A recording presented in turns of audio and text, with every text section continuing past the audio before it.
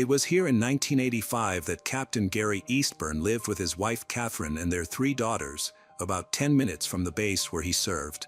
Shortly before the events in question, Captain Gary received a promotion, which required him to undergo training at officer school.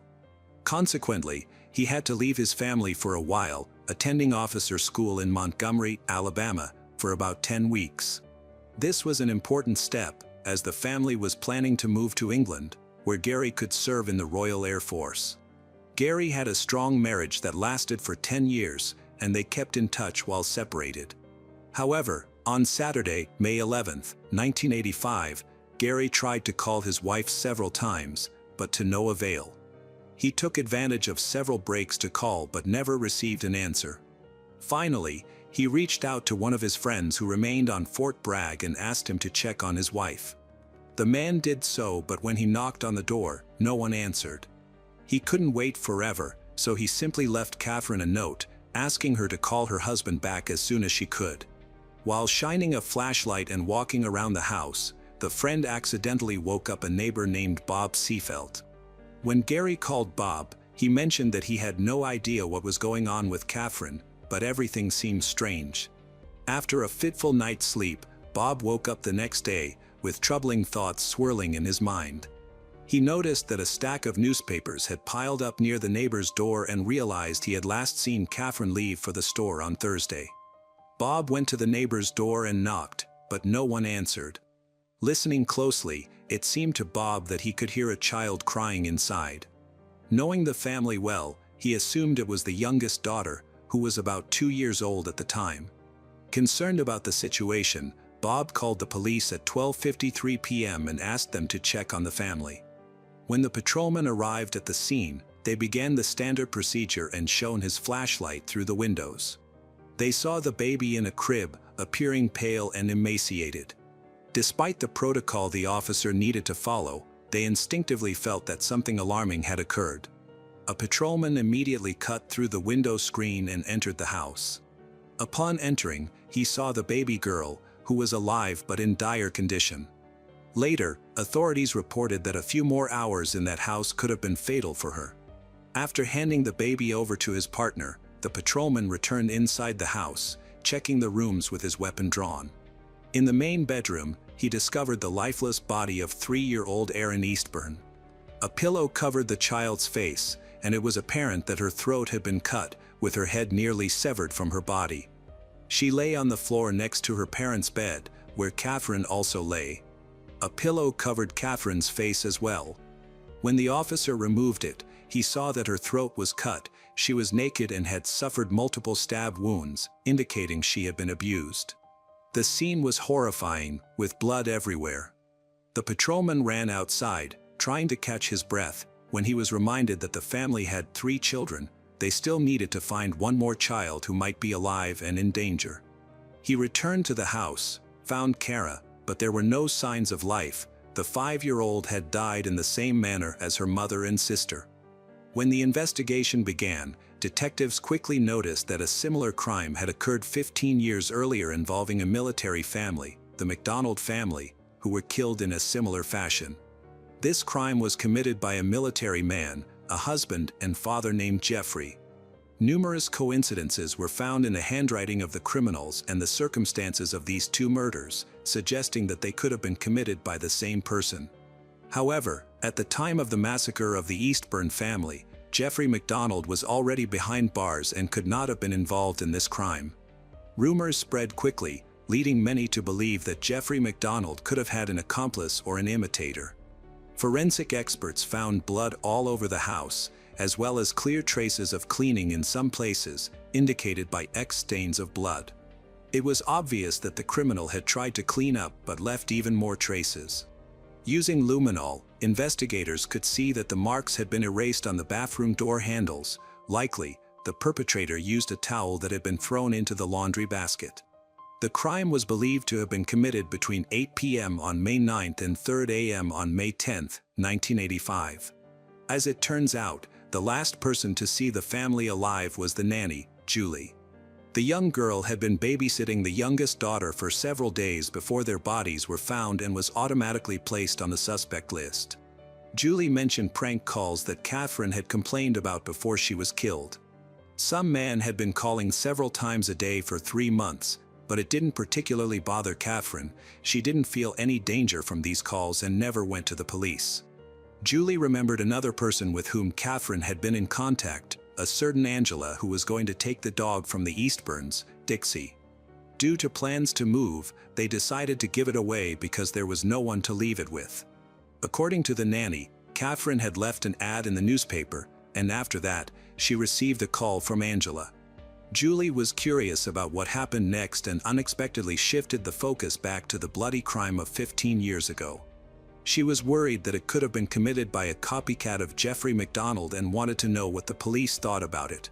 The detective had no trouble getting the suspicious nanny to talk. She willingly shared her long friendship with Dr. MacDonald, believing that he was innocent. They had known each other for a long time and even exchanged letters for several years while he was in prison. When she was asked about her interest in the case, she was unable to justify his behavior, and the detective did not pay much attention to her words.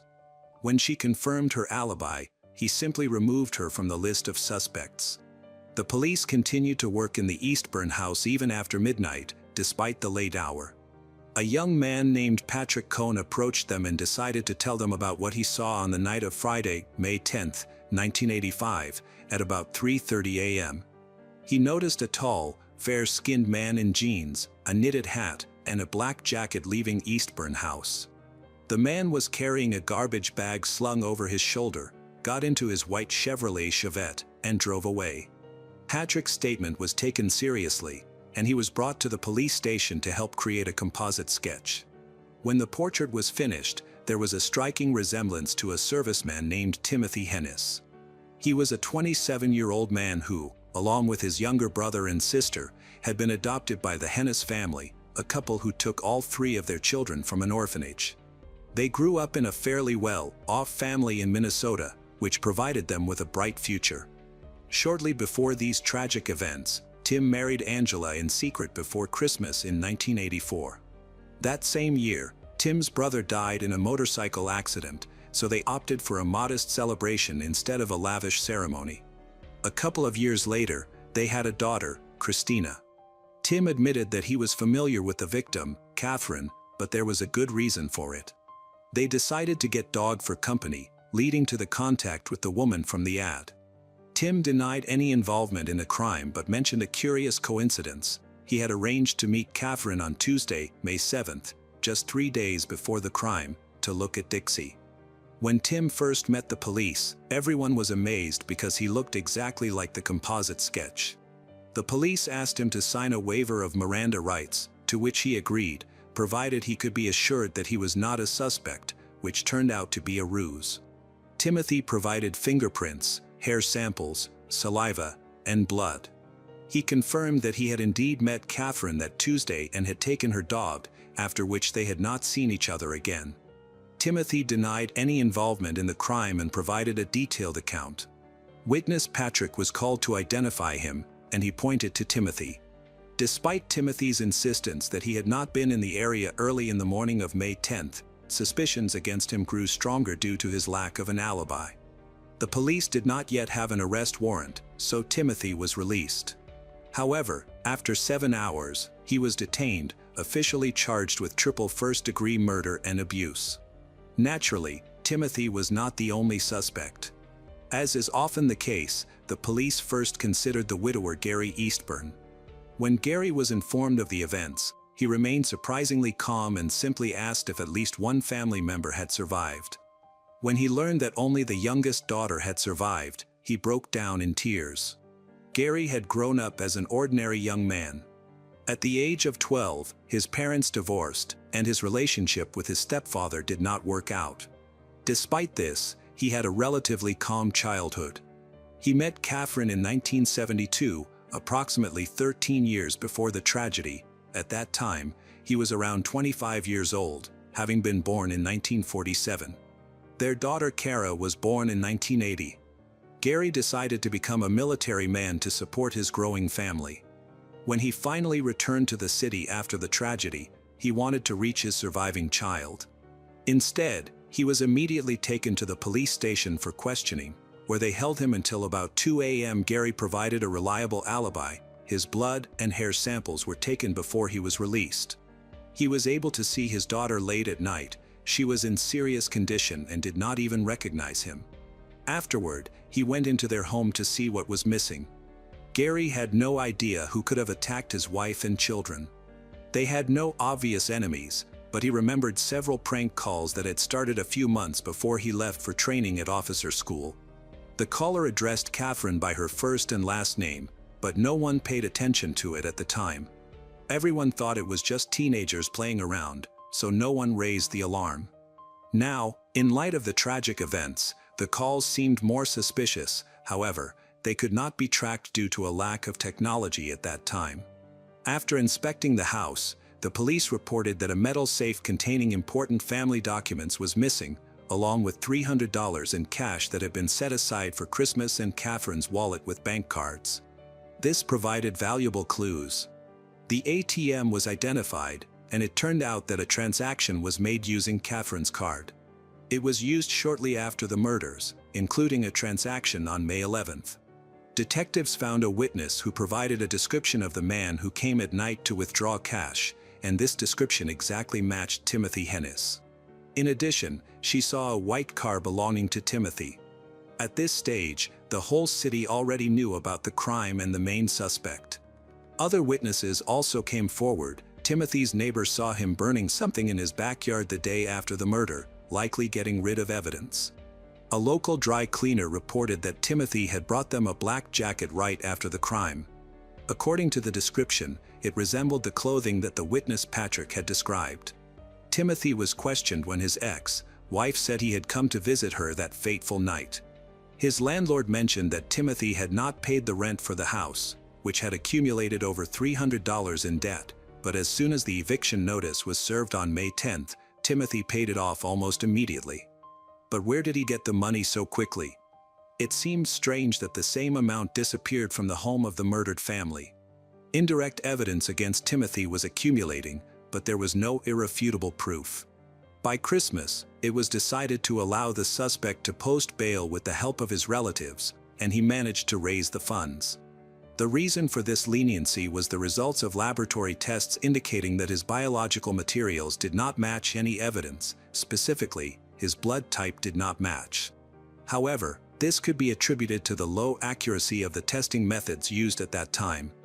The prosecutor's office decided to turn to the only survivor of that bloody night, 2-year-old Jana. After the tragedy, the girl had not been able to come to her senses for a long time, but by February of the following year, she finally spoke. Gary was categorically against involving his daughter in the investigation, fearing that she would suffer further psychological trauma, but under pressure from the police, he ultimately agreed in order to seek justice for the victims. A special psychologist from North Carolina held 5 recorded conversations with Jana. During this time, she experienced several panic attacks and was still unable to recognize Timothy's photo. Based on the results of these sessions, it remained unclear whether there was one perpetrator or multiple criminals. Thus, the prosecutor's office decided to refuse to use Jana's testimony in the case. The trial was set for April 27, 1986. Timothy rejected the plea bargain offered by the prosecution. His lawyer wanted to change the location of the hearing but ultimately decided it would not make much difference. Instead, the defense focused on refuting the numerous circumstantial evidence on which the prosecution's case was based. The lawyer argued that the witness Patrick was lying when he claimed to have seen Timothy, described his appearance and car in such detail, especially since it had happened at night. He questioned how Patrick could have seen all of this in the dark. The lawyer discovered that the witness was going through a difficult time and had been pressured by the police. During numerous meetings with Timothy's lawyer, Patrick admitted that he might have made a mistake during the identification. The more he talked with the defense, the less certain he became about having seen Timothy on the street that night. On the day of the trial, the lawyer tried to get Patrick to admit that he had participated in the identification under pressure from detectives, but he did not. The defense discovered something even more significant. During the investigation, the police had gained access to the Fort Bragg duty log, which showed that Tim was on duty at the time of the crime, but this page mysteriously disappeared during the investigation. The lawyer believed that the detectives had intentionally torn out this page. Now, the defense attorney pressed this fact, interpreting the police's behavior as an attempt to convict an innocent person by destroying evidence of his innocence. Timothy's family was away at the time of the crime. The prosecution proposed a theory that Timothy had taken advantage of his wife's absence to start a romantic relationship with Catherine and visited her home on that fateful evening. However, Catherine rejected his advances, which angered him, leading him to kill her and her 2 children.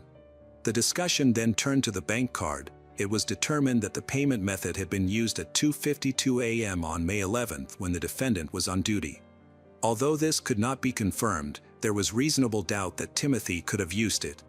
Even though there was still no confirmed alibi for the night of the crime, the lawyers systematically managed to destroy the majority of the prosecution's arguments and raised doubts among the jury in order to convince them of Timothy's innocence. The prosecution presented frightening photographs from the crime scene and autopsies of the victims, about 100 photographs, which were included in a slideshow that lasted more than an hour. The tension in the courtroom was palpable. Despite the defense attorney's desperate attempts to convince the jury of the defendant's innocence, on July 4, 1986, Timothy Heiress was found guilty on all counts. The defense attorney believed that the main reason for this verdict was their failure to insist on a change of venue. He felt that his job was not finished since Timothy was sentenced to death, so he focused on saving his client's life. Interestingly, just a few days after starting his sentence, Timothy received a postcard in prison signed by Mr. X. In it, a mysterious stranger claimed responsibility for killing Timothy's family and apologized for Timothy serving time for his crimes. Mr. X admitted that he had left North Carolina and had no intention of returning. Timothy informed his lawyer about the postcard. Later, it was used at the retrial, but at the time of its receipt, the prosecutor dismissed it as a forgery. During this period, Timothy's parents rallied around him. Despite their divorce, they made every effort to save enough money to pay for his defense. The Supreme Court of North Carolina was approached, and the lawyers cited bias, arguing that the jury had been provoked by the photographs. The defense insisted that nearly 100 gruesome images from the massacre were guaranteed to elicit a negative reaction from the jury. Despite the lack of irrefutable evidence against Timothy, it came to light that several detectives who led the case were nearing retirement. The lawyers believed they simply did not want to leave behind an unsolved crime of such magnitude and were seeking a scapegoat, which they considered Timothy Heiress to be. The defense successfully secured a change of venue to Wilmington, a coastal town located 100 kilometers from Fayetteville. The new prosecutor agreed to this change without hesitation, confident in the prosecution's tactics, but the defense was well prepared and closed all loopholes except for one. There was still no reliable confirmation of the defendant's whereabouts on the night of the murder. The defense aimed to discredit the prosecution's main witness, Patrick, in court. During the interval between the first and second trials, Patrick had committed several minor offenses, including driving without a license. When stopped by the authorities, he advised them to contact the district attorney since he was a witness in the Timothy case. The lawyers believed this statement practically indicated that he had received a bribe from the very beginning. More thorough examinations of the collected evidence refuted the case against Timothy. The shoe prints found inside the house were 3 sizes smaller than his. There was blood on a towel in the bathroom, as well as other traces that did not match his profile. The defense presented a black jacket to the judge that was tested for bloodstains. Even the hair found on Catherine's body did not belong to Timothy. In this context, the numerous circumstantial pieces of evidence that the prosecutor's office had used in the first trial appeared less convincing during the retrial. The prosecution attempted to challenge all the defense's arguments with their own versions, but none of this was compelling in light of the thorough preparation from the defense. 2 days later, the jury found Timothy not guilty on all counts. It is noteworthy that during this hearing, only a few photographs from the crime scene were shown, as opposed to the 100 images in a lengthy slideshow during the first trial. 3 years later, Timothy was released from death row. He re-enlisted in military service, served in Saudi Arabia and Somalia, and then returned to the United States. In 1998, Timothy and his family settled in Fort Lewis, Washington. In 2004, he retired from the Army and took a job at a waste processing plant. He also became a Boy Scout leader. Meanwhile, widower Gary followed his plan and moved with his surviving daughter to the UK. In 2009, he served in the Royal Air Force, after which he married a nurse. In 2009, after leaving the Air Force, Gary returned to the US and settled in Washington. Subsequently, legislation was amended to prohibit retrials for individuals already convicted twice of the same crime. Disagreements arose on the basis that during the first trial, Timothy was in military service, thereby placing him under a different jurisdiction. This left the state in limbo, although it did not exclude the possibility that he could be brought to retrial. Despite such situations being rare in the state's judicial practice, they did not return to the case for almost 20 years. It seemed that life was improving, but the case of the triple murder remained unsolved. Finally, in 2006, a detective investigating particularly brutal murders decided to test the DNA materials collected from the body of Catherine.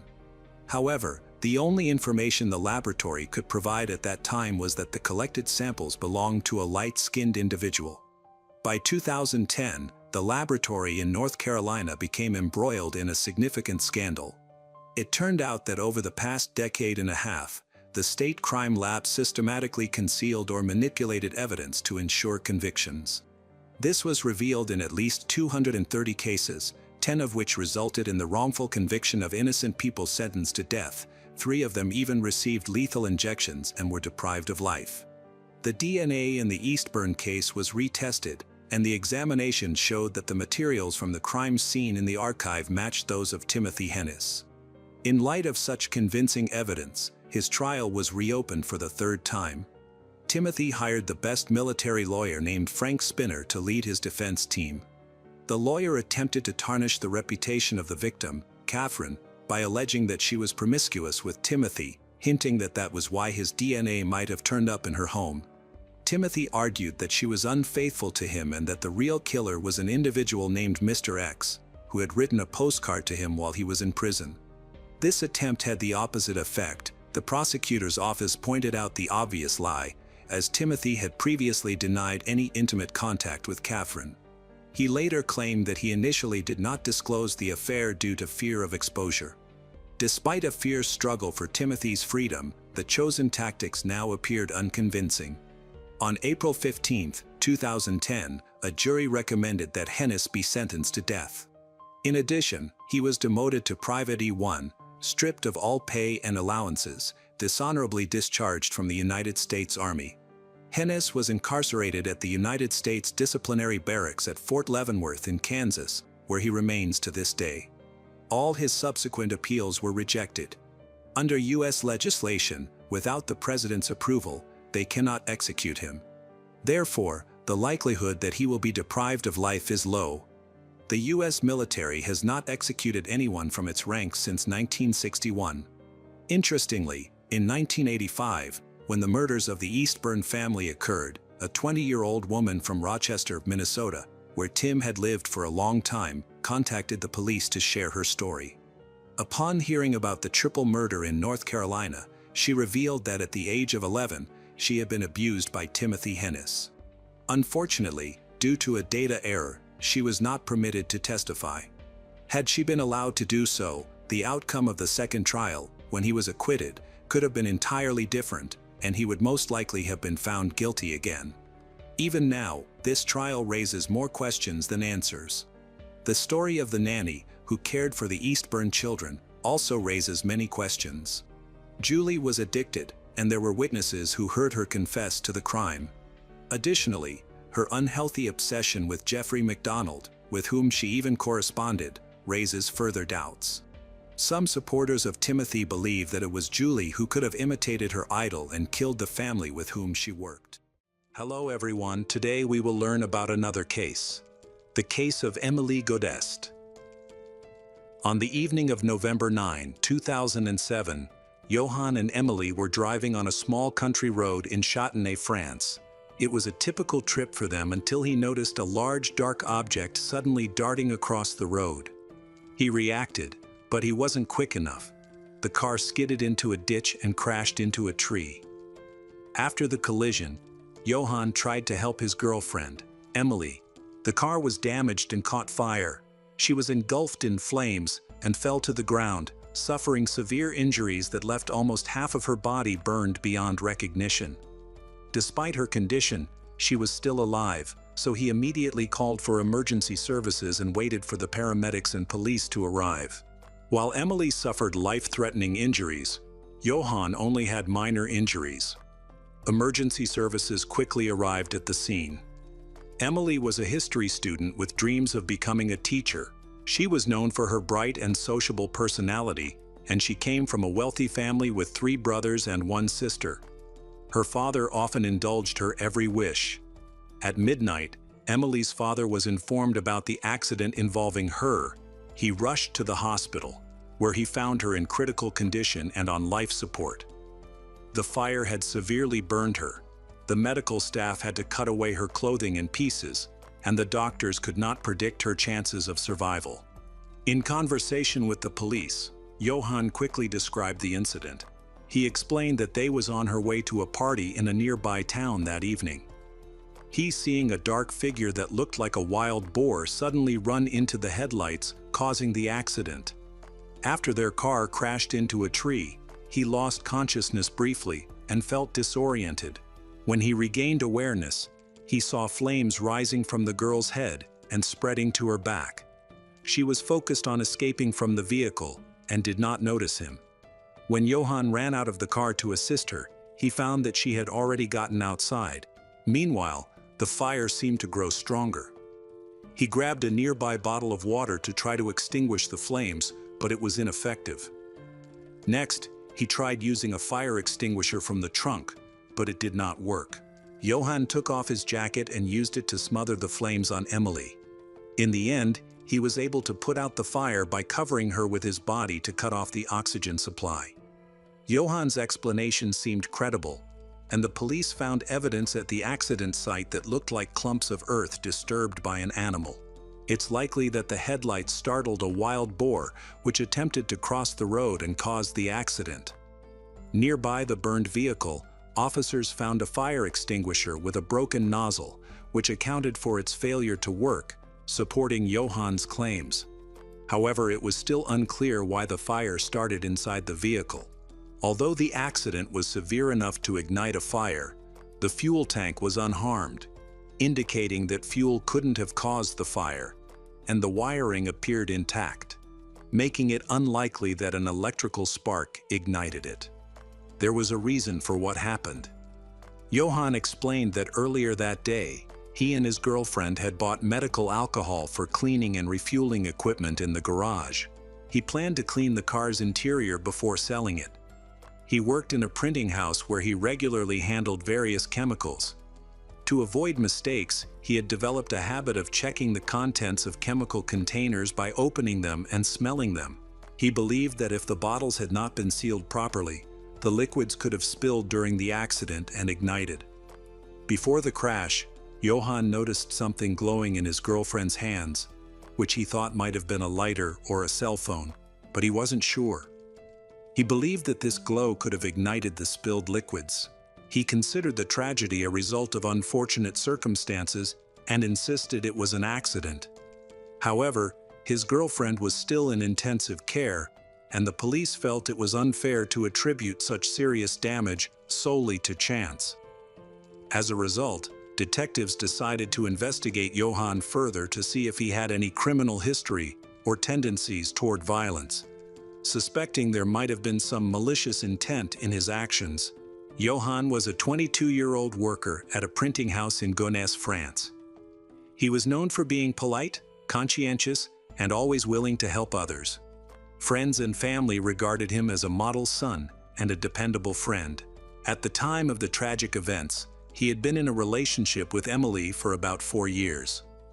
They had met when she was 16 and just starting her senior year of high school, while he was 2 years older. From the start, they had ambitious plans for their future, discussing the possibility of starting a family and having children. However, they were in no rush. Their plan was to first complete their education, secure good jobs, find a place to live, and only then consider starting a family. Their loved ones supported these goals, and despite their youth, they had a serious outlook on life. During college, they spent a lot of time together, often staying overnight at each other's homes. A few months before the accident, they got engaged, and Johann gave Emily a ring. They intended to move in together, and everything seemed to indicate that he was the perfect partner. The police decided to wait until dawn to investigate the scene more thoroughly. As the sun rose, the officers began to examine the area and question Johann's account of the accident. Although it was indeed an accident, they found no evidence of braking, suggesting that he may have crashed into the tree without slowing down. They suggested that the car had approached at a low speed and crashed into the tree on the passenger side, which likely explains why the driver did not incur serious injuries. The idea of wild boar tracks was deemed less credible. In daylight, the roadside was full of debris, and it was possible that the car's headlights had created confusion about the objects present.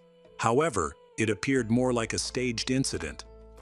Experts who examined the car for flammable substances found that the fire did not start from underneath the vehicle. The lower area of the car near the driver's and passenger's feet did not sustain the damage expected in that situation.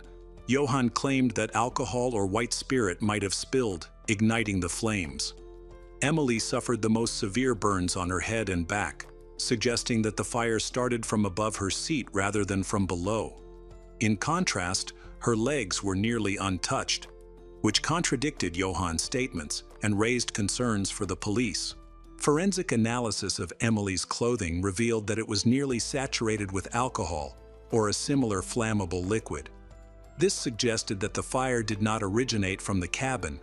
Rather, it appeared that Emily had been doused with a flammable substance. This raised questions about how she could have been covered in medical alcohol or white spirit, while her boyfriend remained completely clean. Johann had no injuries at all, which deepened the mystery. It seems possible that an incident occurred that only affected Emily. If she had accidentally spilled a bottle of medical alcohol, Johann would likely have sustained burns or injuries from the fire. Instead, he escaped with only minor scratches from hitting a tree. Emily remained in critical condition, and the police believed that a deliberate crime was the most plausible explanation. Evidence suggested that the incident was staged.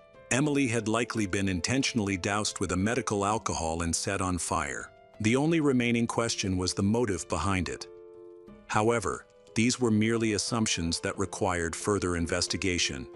Emily's testimony was crucial, as she was the only witness who could answer all the police's questions. Unfortunately, she was in an induced coma, and the doctors had not provided a clear prognosis. After 5 weeks, she finally woke up, but her condition was weak, and her body was largely incapacitated, requiring a long recovery.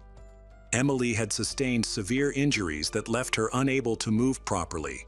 Her left leg was unresponsive, and her arms had limited mobility.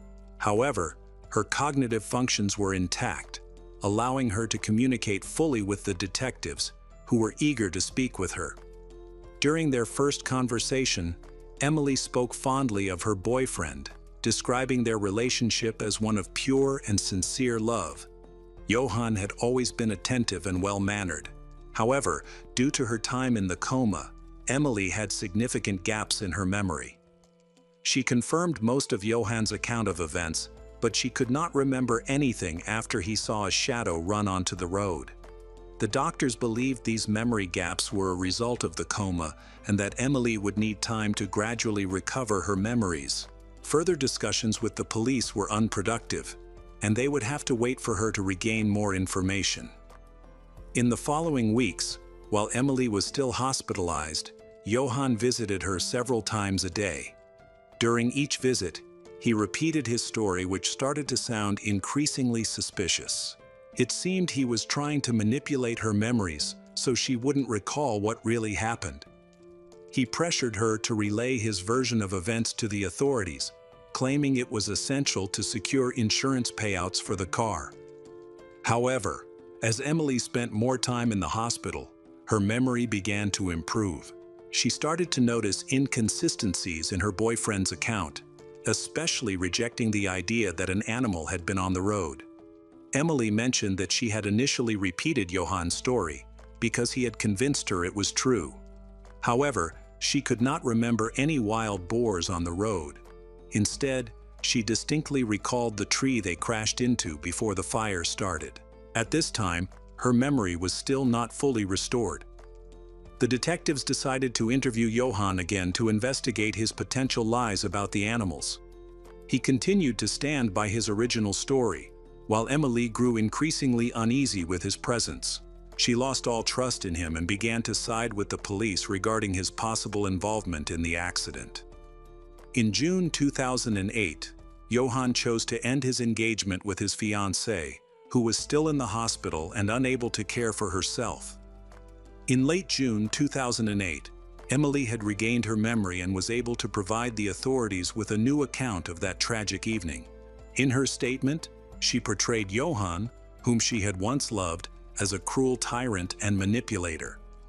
Emily revealed that throughout their relationship, she had endured both emotional and physical abuse from him. Johann had attempted to isolate her from her friends and family, controlling every aspect of her life. She felt trapped and was afraid to leave him, fearing he would retaliate. It was a vicious cycle that needed to be broken. Just before that evening, she and Johann were driving together when another argument broke out. The girl tried to express her feelings, which only fueled her boyfriend's anger. In that moment, she revealed that she wanted to end their relationship.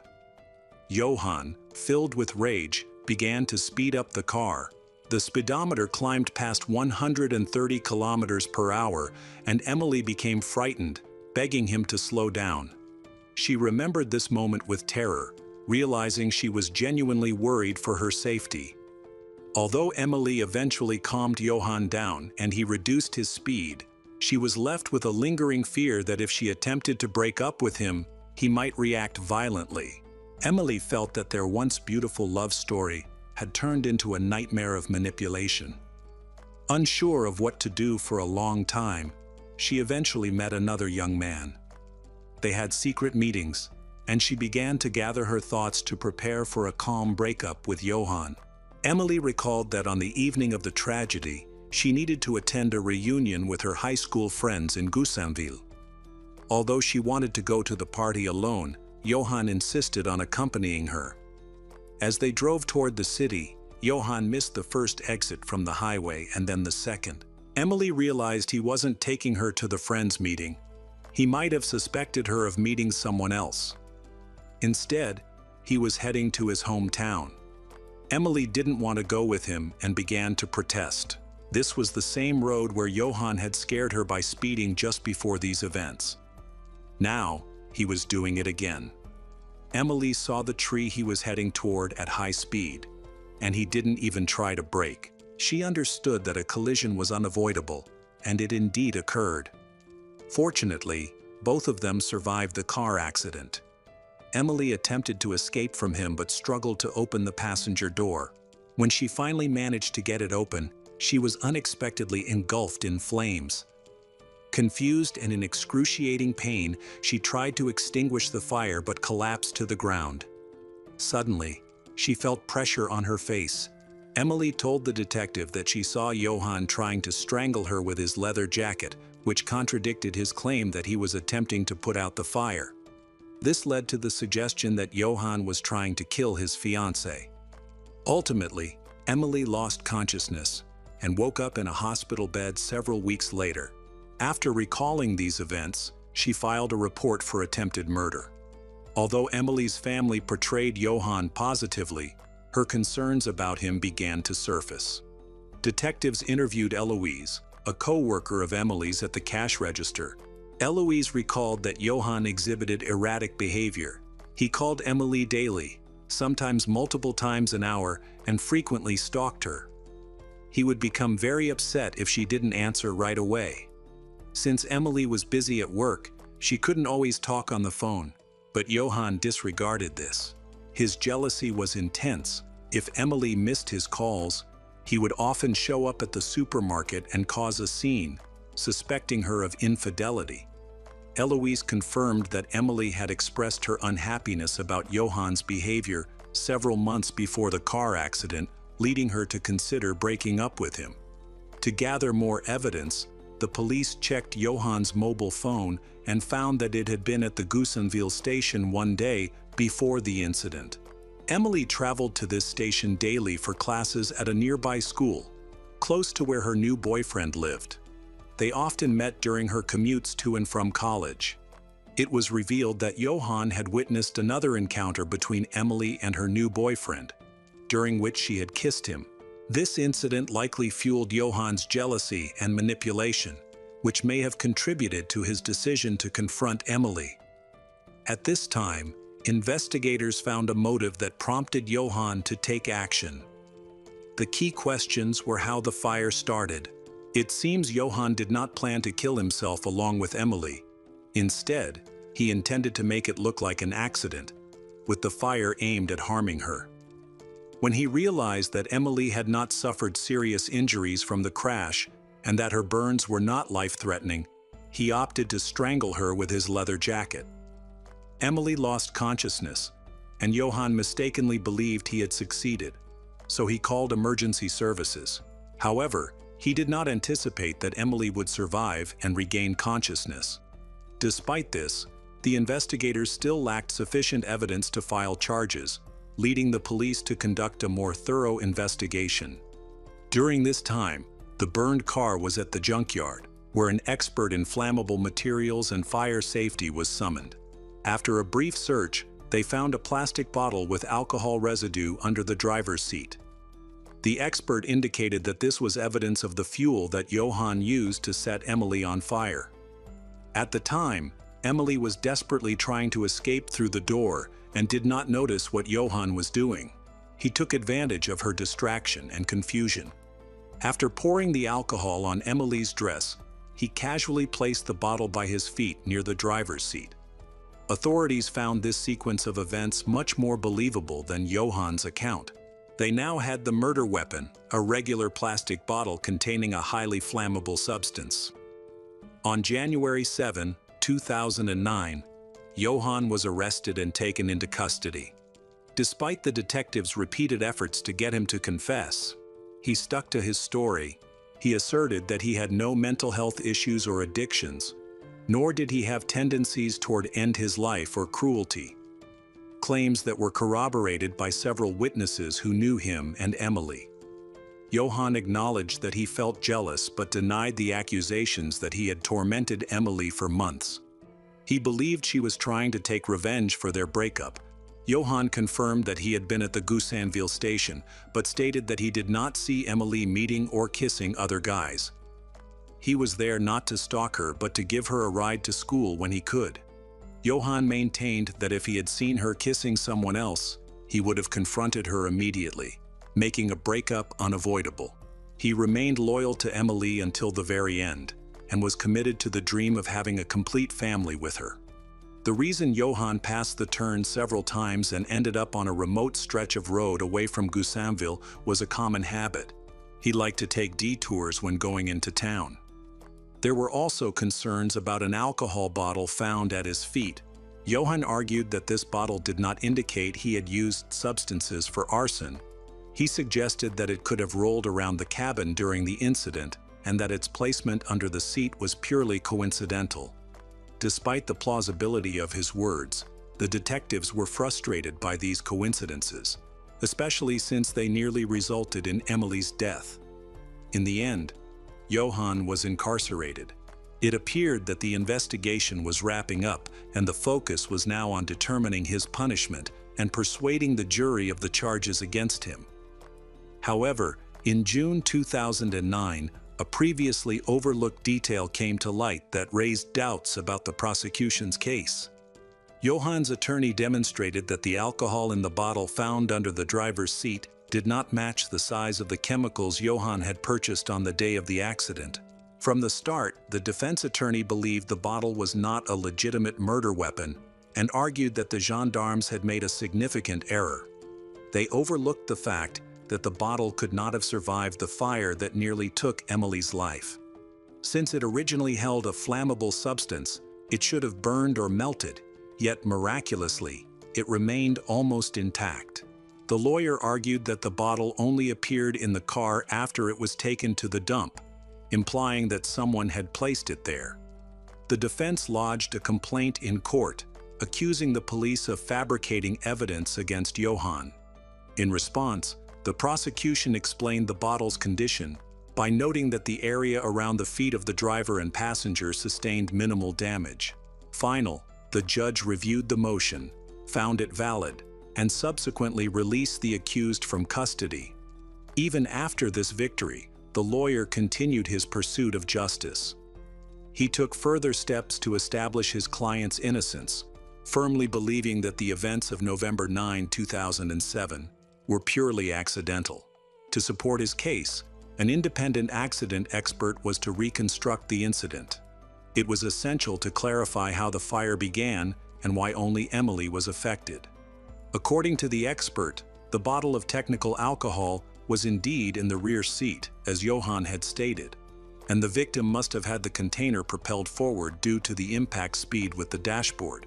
The bottle likely ricocheted, and if the cap was not securely fastened, the alcohol would have splattered on the driver or passenger. Emily was simply unfortunate. The bottle moved toward her, dousing her in alcohol, and in her confusion, she did not realize what had happened before catching fire. The reconstructed path of the bottle matched exactly with the most severely burned areas on the girl's body, particularly her back and the back of her head, aligning with the expert's findings. Additionally, that part of the road was poorly lit, which meant that in the dark, the driver might have confused any random object on the roadside for an animal due to the headlights. There were several large objects scattered around, making the theory of an accident seem plausible.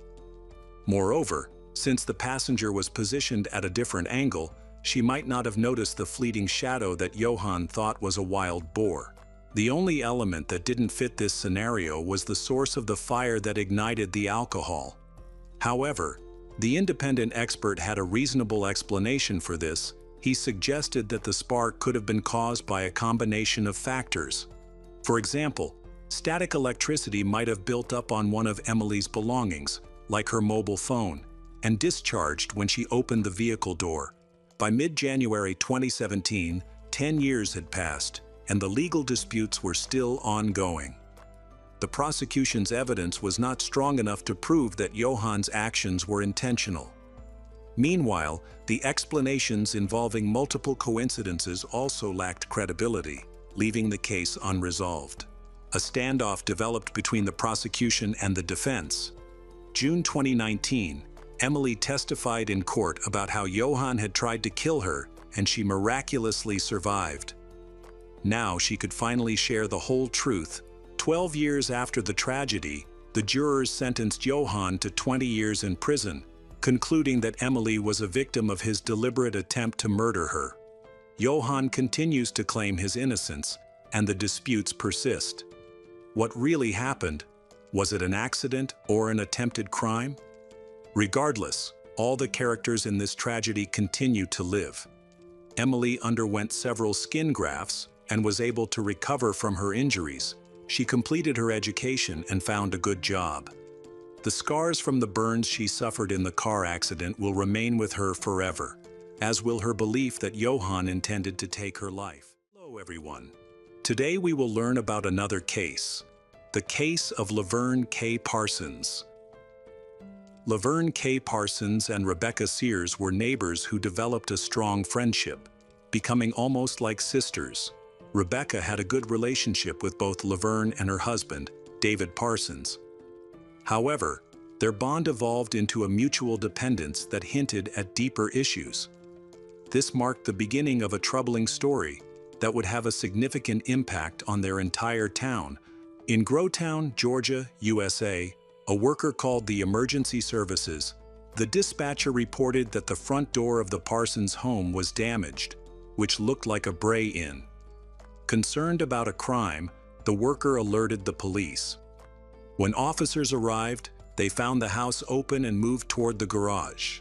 Inside, they discovered the front door smeared with blood, along with large amounts of blood on the walls and floor. In the middle of the garage, there was a woman's body, so badly mutilated that it looked as if she had been attacked by a bear.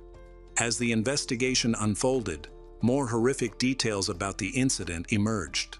In the spring of 2005, the Parsons family relocated to Grovetown, Georgia. This small town, with a population of about 15,000, was known for its peaceful and friendly atmosphere, making it one of the safest places in the state. The family, consisting of husband David, wife Laverne, and their 12-year-old son, had just settled into their new home. David, a career military man, had recently retired and was now working for a logistics. David and Laverne had been in love since high school, starting their relationship when Laverne was 17. Now, as a family with a growing son, they were filled with hope for their future in this community. Shortly after the Parsons moved in, they met their new neighbors, Tony and Rebecca Sears, who lived next door. The Sears family had 5 children, 2 of whom were adults from Rebecca's previous marriage. Rebecca worked as a manager at a medical center, while Tony was a truck driver. They had lived in the area for most of their lives and were known for being friendly and kind. Rebecca's older sons, Michael and Christopher Bowers, had taken different paths in life. Christopher, who had a stable job at the same clinic as his mother, lived independently and spent his free time on his motorcycle. In contrast, Michael struggled with serious substance abuse issues. He often faced difficulties and had trouble finding work, relying on his parents for support while living at home. Despite this, Rebecca consistently helped him by bringing him to her office, where he occasionally found odd jobs, such as mowing lawns or taking out the trash, earning small tips for his work. During one of the office visits, some money went missing. The management suspected Michael, who had a troubled past and struggled with addiction, of stealing it. Although they couldn't prove anything, and he was not formally charged, the situation cast a shadow over the Sears family. This is a common issue in small towns. Everyone knows each other's business, and even minor troubles can spark rumors. Despite this, the friendship between the new neighbors, who were unaware of the Sears family's difficulties, continued to grow. After they moving in, Rebecca helped her new friend find a job at the physical therapy office, which brought them closer together. They began to spend a lot of time together, enjoying daily conversations and bonding. Later, the whole group went on a cruise where they played doubles tennis, becoming best friends and nearly inseparable. Everything seemed perfect until a tragedy struck in 2009, revealing the true nature of the deceitful criminal hiding behind the facade of a respectable person. Laverne started receiving anonymous text messages on her phone suggesting that her husband was cheating on her with her best friend, Rebecca. Laverne brought this up with Rebecca, but Rebecca dismissed it as a bad joke. Despite Rebecca's denial, the rumors spread, and soon everyone in town was talking about it. Laverne then confronted her husband to discover the truth, but he denied any wrongdoing. However, this still unsettled Laverne and distressed her. Although they had previously enjoyed a good relationship, mistrust began to grow after the messages. Later, Rebecca felt guilty and confessed to her husband that she had indeed been having an affair with their neighbor. She reassured him that it was over and took responsibility for her actions, admitting that the affair had lasted several months. Rebecca apologized to her husband, believing that by doing so, she was easing her conscience. She failed to realize that her husband would be shocked by the revelation and wouldn't simply overlook it. After hearing Rebecca's confession, her husband called Laverne to tell her about his wife's infidelity, revealing that Rebecca had cheated on him with Laverne's husband. Laverne confronted her husband and told him that she had discovered his lie. David apologized, wanting to save their marriage for their son's sake, and she forgave him. Afterward, Laverne decided to quit her job to avoid seeing her husband's mistress and cut off all communication with their neighbors. She even considered selling their house to move far away from the Sears family and start fresh. However, after the house was listed for sale, a series of events began to unfold with tragic results. About a month passed without any contact between the former best friends. During this time, David was on a business trip in California. One evening, he called his wife, but after a short conversation, he broke down and called their neighbor, Rebecca. He confessed to her that he still had feelings for her and wanted to be with her. Their conversation quickly turned into flirting, and then phone intimate. Unknowingly, David triggered a series of events that would lead to serious consequences. The next morning, March 25, 2009, David called his wife, but she didn't answer.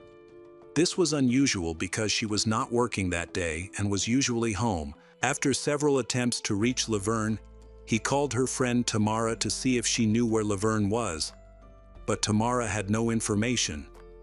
He then called Rebecca, but she said she also hadn't heard from Laverne. Hours passed without any contact. That morning, a repairman arrived at the Parsons house to complete a repair. He knocked on the front door, but no one answered. He tried calling the homeowner's mobile phones, but they didn't respond. Concerned, he went around to the back door and noticed that the glass was broken, with shards scattered on the floor, and there were visible bloodstains just inside the door. Realizing that something was wrong, the repairman chose not to enter the house and instead called emergency services. Within minutes, the nearest police patrol and ambulance arrived. When the officers entered the house, they followed the blood trails on the floor, which led them to the garage. There, they found Laverne lying in a pool of blood, with a bloody hammer and baseball bat next to her. The paramedics detected a faint pulse and quickly transported her to the hospital's intensive care unit, where doctors worked to save her life. The police investigated the crime scene and found no evidence of abuse assault on the victim. However, several valuable items, including a gold necklace and a watch, were missing, and the house was in chaos. The bedroom mattress had been overturned, and all the drawers were pulled out. Notably, cash and other valuables were left untouched, leading the police to conclude that this was not a typical burglary, as real burglars usually take cash. It appeared that the scene of the struggle had been staged, so investigators considered it a violent attack with the intent to kill rather than a robbery. A woman was intentionally attacked in her home, shocking the detectives with the brutality of the crime. Later, a neighbor named Rebecca called the police to report a burglary at her house. Fortunately, Rebecca and her family were not home, and nothing was stolen. It seemed the burglar had been frightened off and left without taking anything. This raised questions for the detectives. Could this incident really have been a simple burglary? Meanwhile, Laverne was fighting for her life in the hospital, and the police hoped she would recover enough to provide information about her attacker. Unfortunately, her injuries were too severe, and the doctors were not optimistic about her recovery. Her husband was informed of the attack and rushed to the hospital. When he arrived, doctors told him she had no chance of waking up and could only be kept alive by machines. After careful consideration, he made the painful decision to turn off his wife's life support. Laverne, 41, died in the hospital just a day after the emergency call was made. The first person the police interrogated was the repairman who discovered the break-in at the house and called for emergency services. This incident occurred at 8:30 in the morning, which seemed unusually early for such work to the detectives, raising their suspicions. They found it odd that he was walking around the house, especially since he shouldn't have been attempting to enter through the back door. The police brought him in for questioning. The worker explained that he arrived early because that was the time agreed upon with Laverne, and he went to the back door because that was where he was scheduled to work. The Parsons family were preparing to tidy up parts of the house before selling it. The repairman passed the polygraph test, and his testimony was convincing, so he was quickly cleared as a suspect. However, he did provide the police with an important lead. While speaking with the emergency dispatcher, he noticed a suspicious young man sitting on the curb across the street from the house. When the police arrived, this young man mentioned that his house had also been robbed. The officers recognized him as 22-year-old Michael Bowers, Rebecca's eldest son, and confirmed that there were indeed signs of a break-in at his home. From the start of the investigation, Michael, the troubled son of the Sears family, kept coming up in the case. His behavior was puzzling. Could he really have taken a hammer and then a baseball bat to nearly kill the neighbor before casually crossing the street to rob his own house? He was present at both crime scenes until the police arrived, which seemed very strange. However, given his issues with illegal substances, his actions were unpredictable.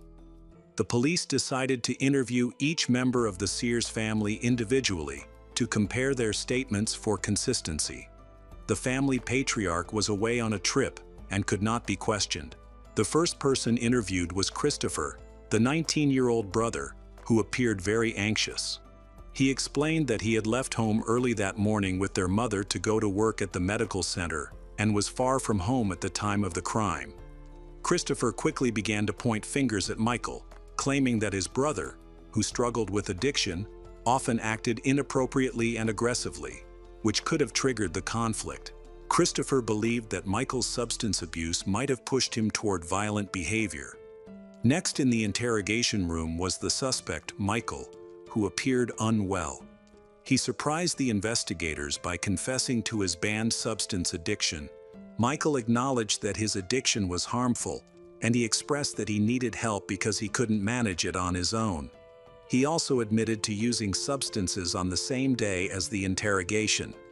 Desperate, he felt that he had no choice. If he didn't use, he would face withdrawal symptoms during his conversation with the detectives, making it impossible for him to speak. On the day of the crime, Michael left home early in the morning to look for a job at his father's suggestion, but he was unsuccessful. When he returned at 8:30, he found the back door of his house forced open, indicating a possible burglary. Surprised, he called his mother to inform her about the break-in. While waiting for her to arrive, he began to inspect the area around the house. During this time, a repairman showed up at the neighboring house. A few minutes later, police sirens were heard, and officers arrived on the scene. Because of this, Michael chose not to enter his house and instead waited outside, thinking the events were connected. At the crime scene, a patrolman asked Michael to show the soles of his shoes. A detective noticed a shard of glass lodged in the tread, which Michael could not explain. It was likely just a random piece of glass he stepped on while checking the area. Overall, he appeared clean and had no blood on him, but the police began to doubt his story. As a result, he became the main suspect in the murder case. Michael denied any involvement in the burglary or the murder of his neighbor. The police discovered that he had legal troubles and struggled with sobriety. They also learned that his mother planned to kick him out of the house due to her frustration with supporting him. This situation raised suspicions that he might have committed a crime out of desperation. The next person to be questioned was Christopher. He confirmed Michael's alibi with precise timing, stating that he saw Michael leave home for his part-time job. As a result, the police had to release Michael as a suspect. The younger children were not interrogated due to their age. During her questioning, Rebecca appeared upset and expressed concern about what had happened, asking about her friend's condition. However, her emotional response seemed insincere. Despite this, she had a strong alibi. She was at work during the time of the attack. While the investigation was still underway, another crime occurred just 36 hours after the murder. The victim this time was Rebecca Sears. One evening, as she was leaving her office, a dark-skinned man approached her with a weapon and demanded money. When she refused, he attacked her in the leg and threatened that next time he would attack her in the face if she didn't comply, then fled the scene. Terrified, Rebecca called the police. Fortunately, her injuries were not life-threatening. In less than 3 days, 2 attempted robberies and murders had occurred, involving 2 families who were once close friends and neighbors. What had gone wrong in this quiet suburb? The detectives faced the difficult task of solving this complicated mystery. Meanwhile, the funeral for Laverne, who had been brutally murdered, took place. One of her friends spoke with the grieving widower, David, who appeared deeply affected by his loss and was openly crying. However, he made a remark that raised suspicion, saying he never would have wanted things to end this way. Some witnesses found his words sincere, while others thought they hinted at his possible involvement in the crime. With many rumors circulating about the two families, every statement from David became fodder for speculation. The police soon caught wind of this and began to view David as a potential suspect, as cases of spouses killing each other are not uncommon. However, the detectives lacked evidence against him, and David had a credible alibi. He was confirmed to be on a business trip in another state at the time of the murder. The investigator considered the possibility that he might have been involved in the murder, specifically as the organizer of the crime, by looking into details of his life. They called him in for questioning. He truthfully admitted to having an affair with his neighbor Rebecca, which his wife had recently discovered. Despite this, they chose not to divorce and instead decided to work through their issues together. They even started planning to move, which is why he had placed an advertisement to sell their house. The husband maintained that he was not involved in his wife's murder, stating that he loved her even though he was seeing the neighbor. Unexpected assistance in the investigation came from an unexpected source. The police station received a call from a prison inmate. He wanted to share information about the murder. He is Rebecca Sears' cousin. The inmate revealed that just before the incident, Rebecca had confided in him about her affair with David. She expressed concerns that her relationship was in danger because of David's wife, whom she viewed as a barrier to their happiness. Rebecca mentioned that she had tried to create tension between David and his wife by sending anonymous texts about his alleged infidelities, but those efforts had failed. Their marriage remained intact, and David's wife had forgiven him. David and Laverne was planning to relocate, which meant Rebecca risked losing David for good. She was deeply infatuated with him, and a phone call from David the day before the murder indicated that his feelings for her were strong as well. Rebecca viewed her former best friend Laverne as the rival she needed to confront, and she was determined to act to prevent David from moving away. In this context, she approached her cousin and asked if he knew any acquaintances with criminal backgrounds who could eliminate her rival for a significant payment and make it look like an accident to avoid suspicion. However, he refused to get involved in any criminal activity, and she left. Later, when he heard about the tragedy, he realized it might have been connected to Rebecca's earlier conversation. The police acted on this new lead. By this time, they had already discovered a love triangle involving the neighbors and suspected that either Laverne's husband or Rebecca could have killed her. They found this theory believable and began to verify the information they had gathered. At this point, Christopher was identified as a second suspect. He had a close relationship with his mother Rebecca, who financially supported her sons, which gave her significant influence over them. It turned out that Rebecca was also funding Michael's banned substance use, as she had introduced him to illegal substances. However, Michael's relationship with their mother had recently become strained. The police continued to speak with Rebecca's cousin, who identified the murder weapon as a hammer. While it was known that a baseball bat belonged to the victim's son, the source of the hammer had been unclear until now. The cousin confirmed that he had seen the hammer in a toolbox in Rebecca's garage. Following this revelation, a wealth of incriminating evidence against the mastermind of the murder began to emerge. The detectives obtained a search warrant for Rebecca's SUV and discovered small bloodstains on the floor. Lab tests confirmed that the blood belonged to the victim. The investigators were now convinced that Rebecca was the mastermind behind the murder, with her son Christopher as the actual perpetrator.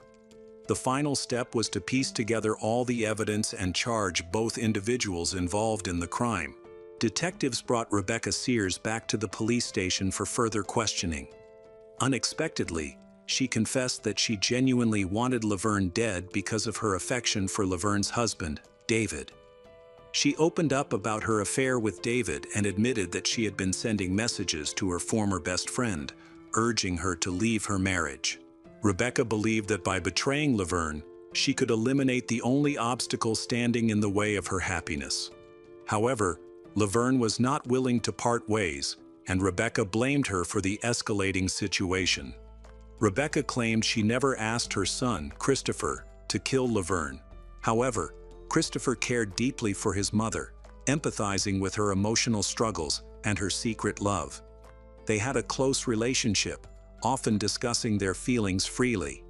Rebecca did not hide her pain from Christopher about not being able to be with David, and in a misguided attempt to help his mother, Christopher decided to eliminate David's wife for her sake. Christopher wanted to make his mother happy, and in return, she supported him with medications and even bought him a car. According to Rebecca's testimony, Christopher left home early in the morning and went to Laverne's house, where he confronted her. He broke the glass on the back door to enter while she was away.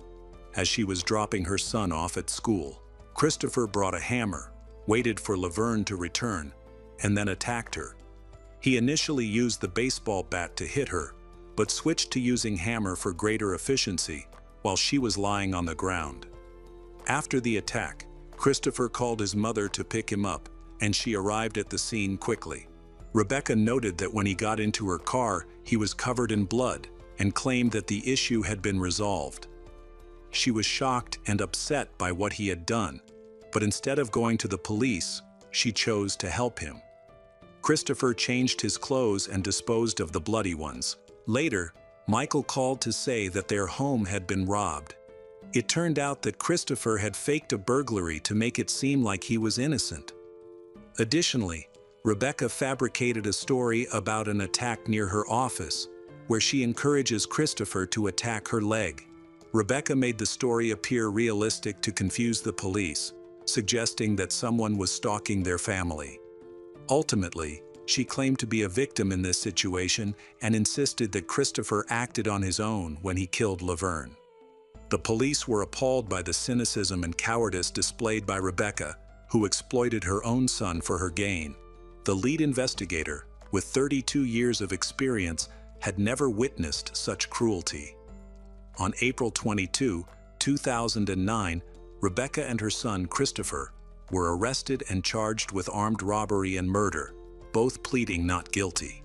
Remarkably, Rebecca testified against her son in court, claiming she knew the location of Christopher's bloody clothes. She intended to offer this information in hopes of receiving a lighter sentence, as both she and her son were facing the death penalty in Georgia due to the severity of the crime. A plea deal was reached, and Rebecca indicated that the evidence was hidden in her mother's attic, which was later confirmed. Upon finding the clothes, investigators discovered drops of blood on them that belonged to the victim, Laverne. The townspeople were shocked to discover Rebecca's true character. Not only did she exploit her son for her own selfish purposes, but she also attempted to frame him to escape the death penalty. During the trial, more troubling information emerged. The owner of the clinic where Rebecca worked as a manager alleged that large amounts of money had been disappearing from the accounts since Rebecca started her job. An internal investigation confirmed that Rebecca had embezzled hundreds of thousands of dollars. While her son was wrongfully suspected, it was Rebecca who had been stealing from the company all along. Michael's accusation of theft was a result of his mother's actions, as she had once tried to implicate him. Thankfully, the situation was resolved, and he was not charged in the criminal case. In the murder case, both defendants accepted a plea deal to receive lighter sentences and avoid the death penalty. In May 2012, Rebecca Sears pleaded guilty to murder, armed robbery, and burglary. She was sentenced to life in prison without the possibility of parole for murder, another life sentence for armed robbery, and an additional 20 years for burglary. The court ordered that these sentences be served consecutively, meaning she will never be released. She is currently in Lee Arundel State Prison Georgia. In the same month, Christopher, who also pleaded guilty, received a life sentence without parole for murder, another life sentence for armed robbery, and 20 years for burglary. Like his mother, Christopher Bowers will remain incarcerated indefinitely. Hey detectives, welcome back. We've got another mysterious case to explore. The case of Jodi Herring.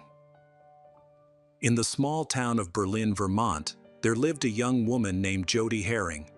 Born in 1975, she came from a large family. In her early years, Jodi was known to be a happy child, close to her father, and naturally bright and energetic. However, as she grew older, Jodi faced several tragic incidents. The first and most traumatic occurred when she was about 5 years old. Her father was found dead on the lawn of their family home. It was believed he ended his life, as a weapon with his fingerprints was found near his hand. Jodi was home at the time, and her father's death came as a shock to her. She gradually became deeply saddened by the loss, but she and her family were convinced that her father had not intended to harm himself.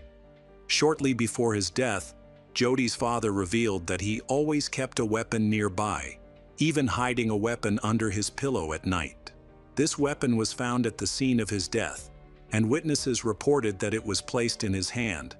Ultimately, it was concluded that he ended his life. Following this tragedy, Jodi began experiencing frequent seizures, but her family did not seek help from a psychiatrist. The family's neglect towards Jodi was evident in many ways, affecting her emotions and behavior as she grew up. Family members and others observed her sitting for hours, staring blankly into space, seemingly unaware of her surroundings. One aunt described Jodi as being completely detached from the world, while another noted that Jodi always had a lifeless expression during her youth. Jodi faced abuse from her mother and some relatives. The neglect escalated to the point where, at just 11 years old, Jodi and her 14-year-old brother were kicked out of their home by their mother. After that, Jodi often slept in the back seat of a car, and during particularly difficult times, she stayed with her grandparents. As a result, Jodi grew up in a troubling and challenging environment. At 17, she was abused, which led to her first pregnancy and the birth of her child. A few years later, she had 2 more children out of wedlock. As she entered adulthood, Jodi faced uncertainty and distress. Her daily life revolved around drinking and using banned substances, and her mental health continued to decline without proper care.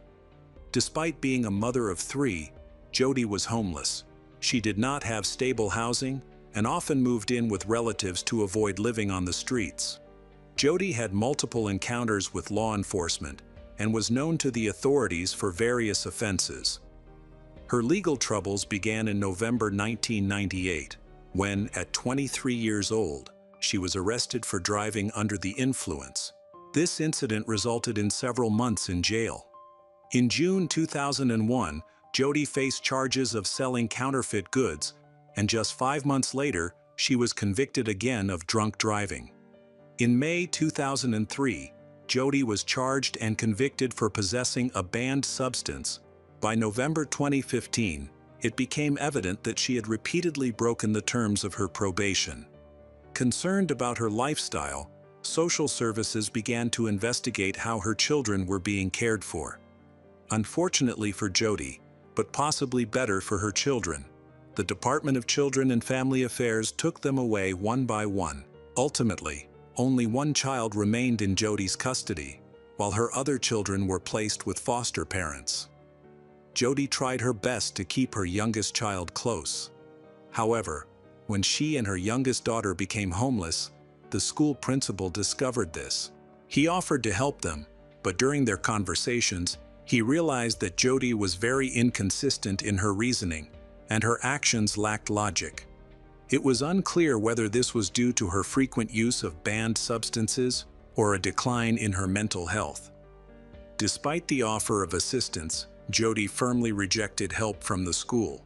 This made people who genuinely wanted to help her feel that she had no desire to change her bad habits for the sake of her youngest child.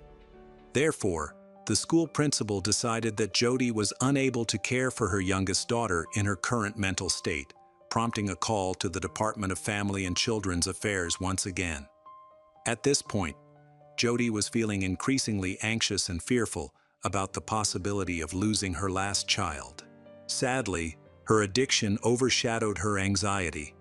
Even though she was homeless, Jody continued to drink and use banned substances, which further worsened her mental health. Her apathy and refusal to change eventually led to her youngest daughter being taken away for the child's safety. When Jody discovered that the school principal had reported her to the Department of Family and Children's Affairs, she became extremely angry. Witnesses said that Jody lost control and was unable to think clearly. She expressed a desire to harm everyone involved in taking her children. She was consumed by her anger and sought revenge, blaming those around her. She showed her partner, Henry Premont, a handwritten list of people she wanted to kill, starting with her two cousins, Rhonda and Regina. It was clear that Jody was having dangerous thoughts. She attempted to buy a weapon twice but was denied both times after background checks. In May 2015, Jody's emotional and mental state began to deteriorate when she called Rhonda and Regina and threatened them. They found the call very disturbing, so they called emergency services to check on Jody.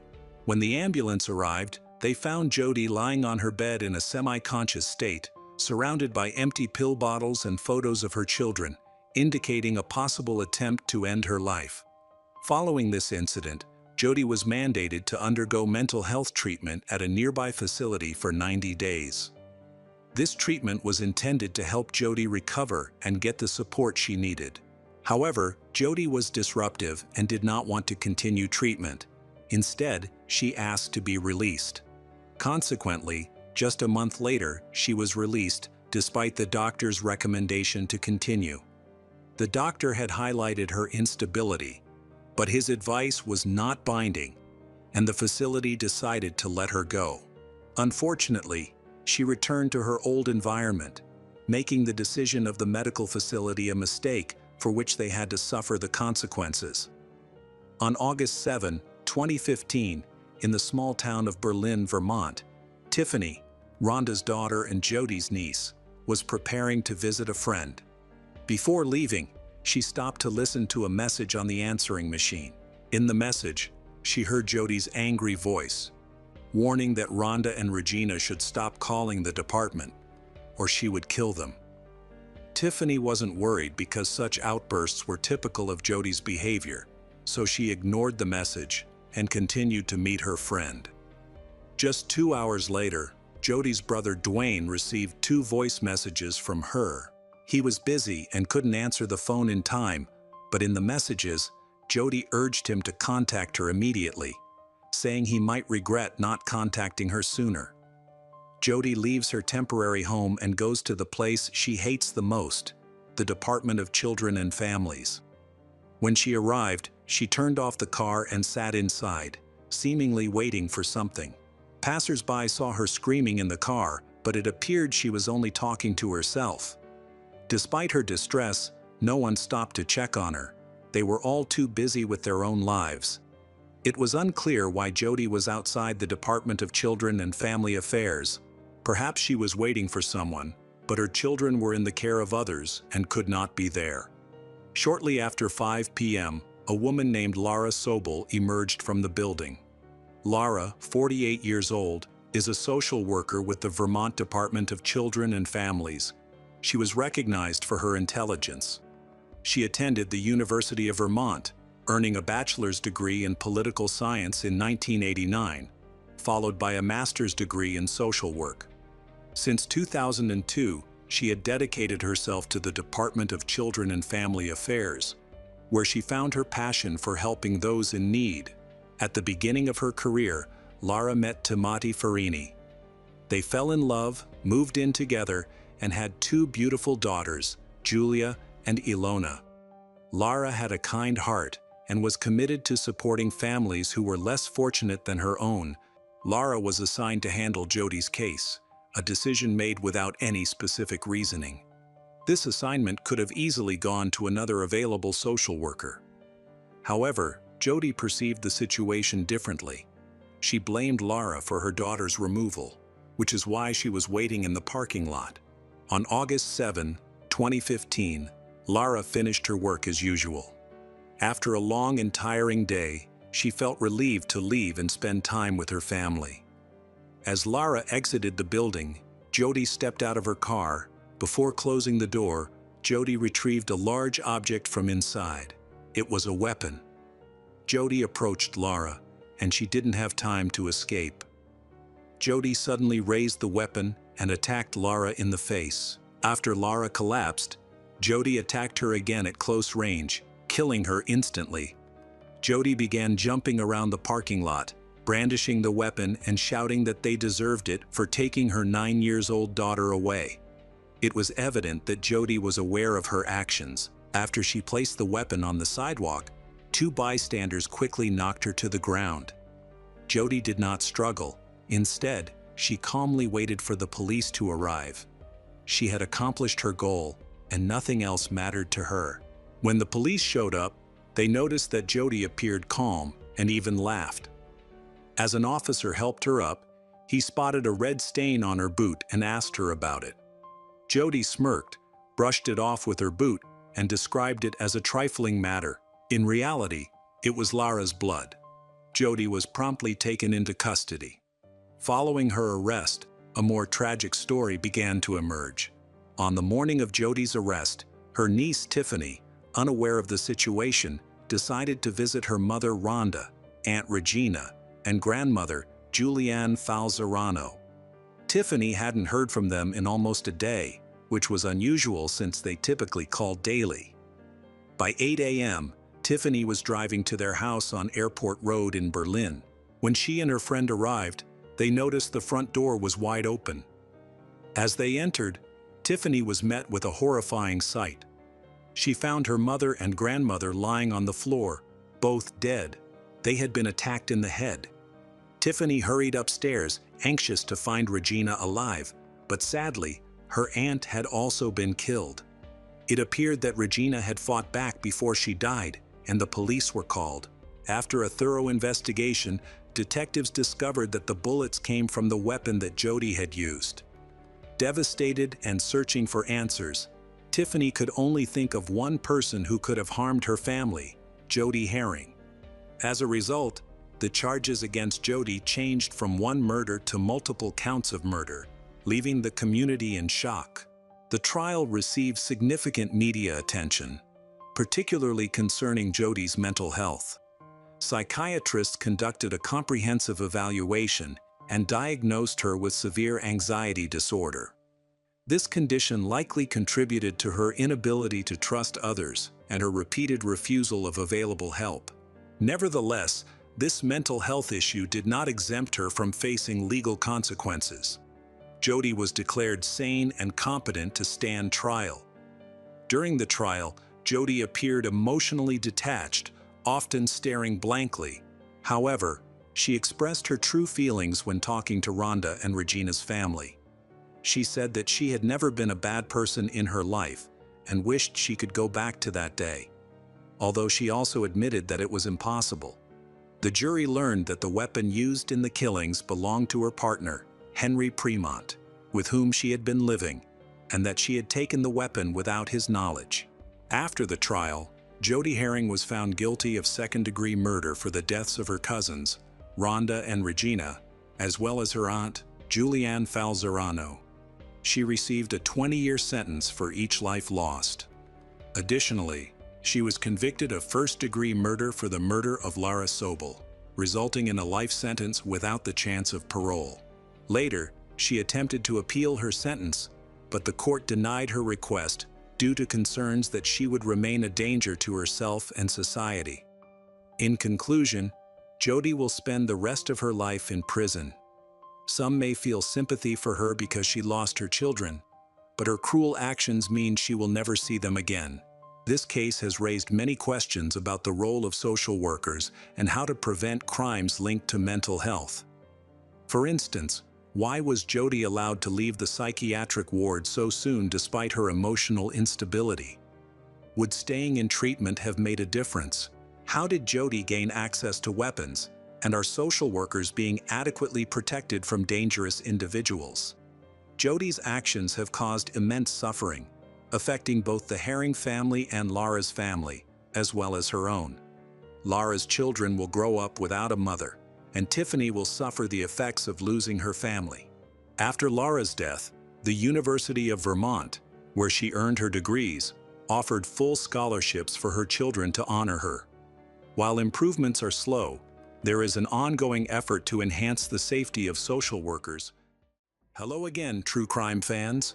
We've got another mysterious case to explore. The case of Ted Shaughnessy. Ted Shaughnessy, born on February 7, 1963, is the youngest of 3 children. His family lived near Phoenix, Arizona. From a young age, all the siblings in the family developed a love for fast cars. Ted dreamed of owning sports cars and was passionate about everything related to them. Relatives and friends described Ted as a kind and fun-loving person. In the early 1980s, he met a woman named Corey at a hair salon in Phoenix. They began dating, and in the late 1980s they got married. The couple later moved to Austin, Texas, where they started a jewelry business together. Corey had a deep passion for gems and fine arts, and worked as an appraiser in their family business. In contrast, Ted was friendly and approachable, easily building relationships with customers and partners, which helped secure profitable deals while keeping everyone happy.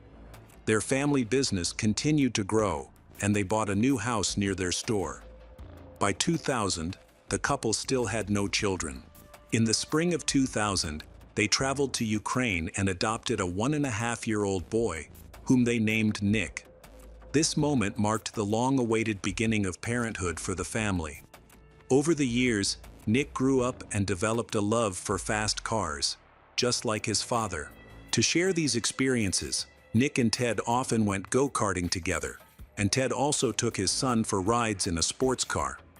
Over time, Nick began to show an aptitude for business. He started selling chocolate bars from his school locker and always had pocket money. While in high school, he developed a hobby of disassembling cars. In 2015, he met a girl named Jackie Edison, who had recently moved to Texas from New York. The two were immediately attracted to each other, but Nick's parents, Ted and Corey, disapproved of Jackie, feeling that she was not the right person for him. However, they chose not to interfere in the relationship in order to maintain a good relationship with Nick. After high school, the couple moved into a house near a university. Jackie planned to study engineering, while Nick pursued a business degree. During this time, Nick also became interested in trading. Despite living far from home, he still made the 2-hour trip to Austin every weekend to visit his parents. Life seemed to be on track, and there was no sign of trouble ahead. Early in the morning of March 2, 2018, at 4:30 a.m., Ted and Corey were awakened by the sound of their dog barking. This was not unusual, as dogs often react to possums or other small animals that sometimes wander onto the family property. Corey believed there was no reason to worry. Ted decided to go check out the disturbance. Since the couple lived in Texas, he brought his .45 caliber pistol for protection. According to Corey, she quickly fell asleep after Ted left to investigate. However, just a few minutes later, she was awakened by a loud bang coming from the kitchen, followed by several more. Panicking, Corey grabbed the gun she had left by the bed and ran to help her husband. As she stepped out of the bedroom, she noticed their dog. Suddenly, she was shot while standing in the doorway, and a dark figure appeared, looking menacing. In a panic, Corey fired all 6 bullets from her pistol toward the door, unsure of who or what was there. After firing, she ran into the closet to hide, fearing for her life and expecting the intruder to find her and shoot her. While in the closet, she grabbed her phone and called 911. She reported that someone had broken into the house and that she had shot one of the attackers. During the call, Corey heard faint moaning coming from somewhere in the house. She couldn't identify who was making the sound. Worried that her husband might have been injured in the gunfight, she felt an overwhelming urge to go help him. However, the police insisted that she stay in the closet, warning her that it might be too dangerous to leave. 15 minutes later, Corey was notified that the police had arrived at her house. By then, the moaning had stopped, and an eerie silence had fallen over the house. Cautiously, Corey walked out of the closet and toward the front door. As she passed through the kitchen, she saw her husband, Ted, lying motionless on the floor, surrounded by bullet casings. Overwhelmed with shock, Corey tried to open the front door, but found no one there. It turned out that the police had gone to the wrong house. At the time, they were at a neighbor's house, trying to determine where the gunshots had come from. They eventually realized their mistake and rushed to Corey's house, where they found her trembling on the doorstep. The officers quickly got back into their car and drove to Corey's home, arriving around 8 a.m. There, they met Corey, who was deeply distressed and struggling to process the events that had unfolded. Although still in shock and uncertain about the details, she knew her husband had died. Over the next 3 months, Corey's son Nick and his girlfriend Jackie moved in with her to provide support. Friends and acquaintances of the family were horrified by the tragedy. Ted was described as a kind and hard-working man who had built his life with integrity and deserved to spend his later years in peace. No one believed he had any enemies capable of such a violent act. Speculation soon arose that the motive for the attack might have been linked to the family's wealth, as their home contained many valuable items. Police examined the crime scene and found 2 different types of ammunition, suggesting there were 2 attackers, each using a different handgun. There were no signs of forced entry, but police discovered an open window in a distant bedroom, where a surveillance camera had been removed. It appeared the attackers had entered the house through this window. A forensic scientist discovered fingerprints at the scene, which were immediately sent to a lab for analysis. In the room where Nick had been staying, police found a chest of drawers that had previously held a .40 caliber handgun. However, the gun was missing and turned out to be the only item stolen from the house. Since the caliber matched one of the guns used in the shooting, police suspected it was the murder weapon. After interviewing the Corey family and their neighbors, police learned that the family owned a high-value jewelry store, which was well known in the area. Corey, her son Nick, and Jackie surrendered their cell phones to assist in the investigation. Nick, who had an alibi because he was 2 hours away from his parents' home at the time of the attack, supported his story with phone records and the security system he had installed at his parents' house. However, the security system had been turned off on the night of the shooting, which immediately raised suspicions. Nick explained that this was not unusual, as his parents sometimes left the system off when they were both at home. Nevertheless, even when the system was in sleep mode, it still recorded some activity. Police discovered that the criminals likely broke into the house at 4:27 a.m., which was the exact time the system was disabled. The next signal from the system was recorded at 4:44 a.m., giving the criminals only about 17 minutes to search the house. Rumor had it that the house contained millions of dollars worth of jewelry, gold, safes, and other valuables. However, nothing appeared to have been stolen, making robbery an unlikely motive.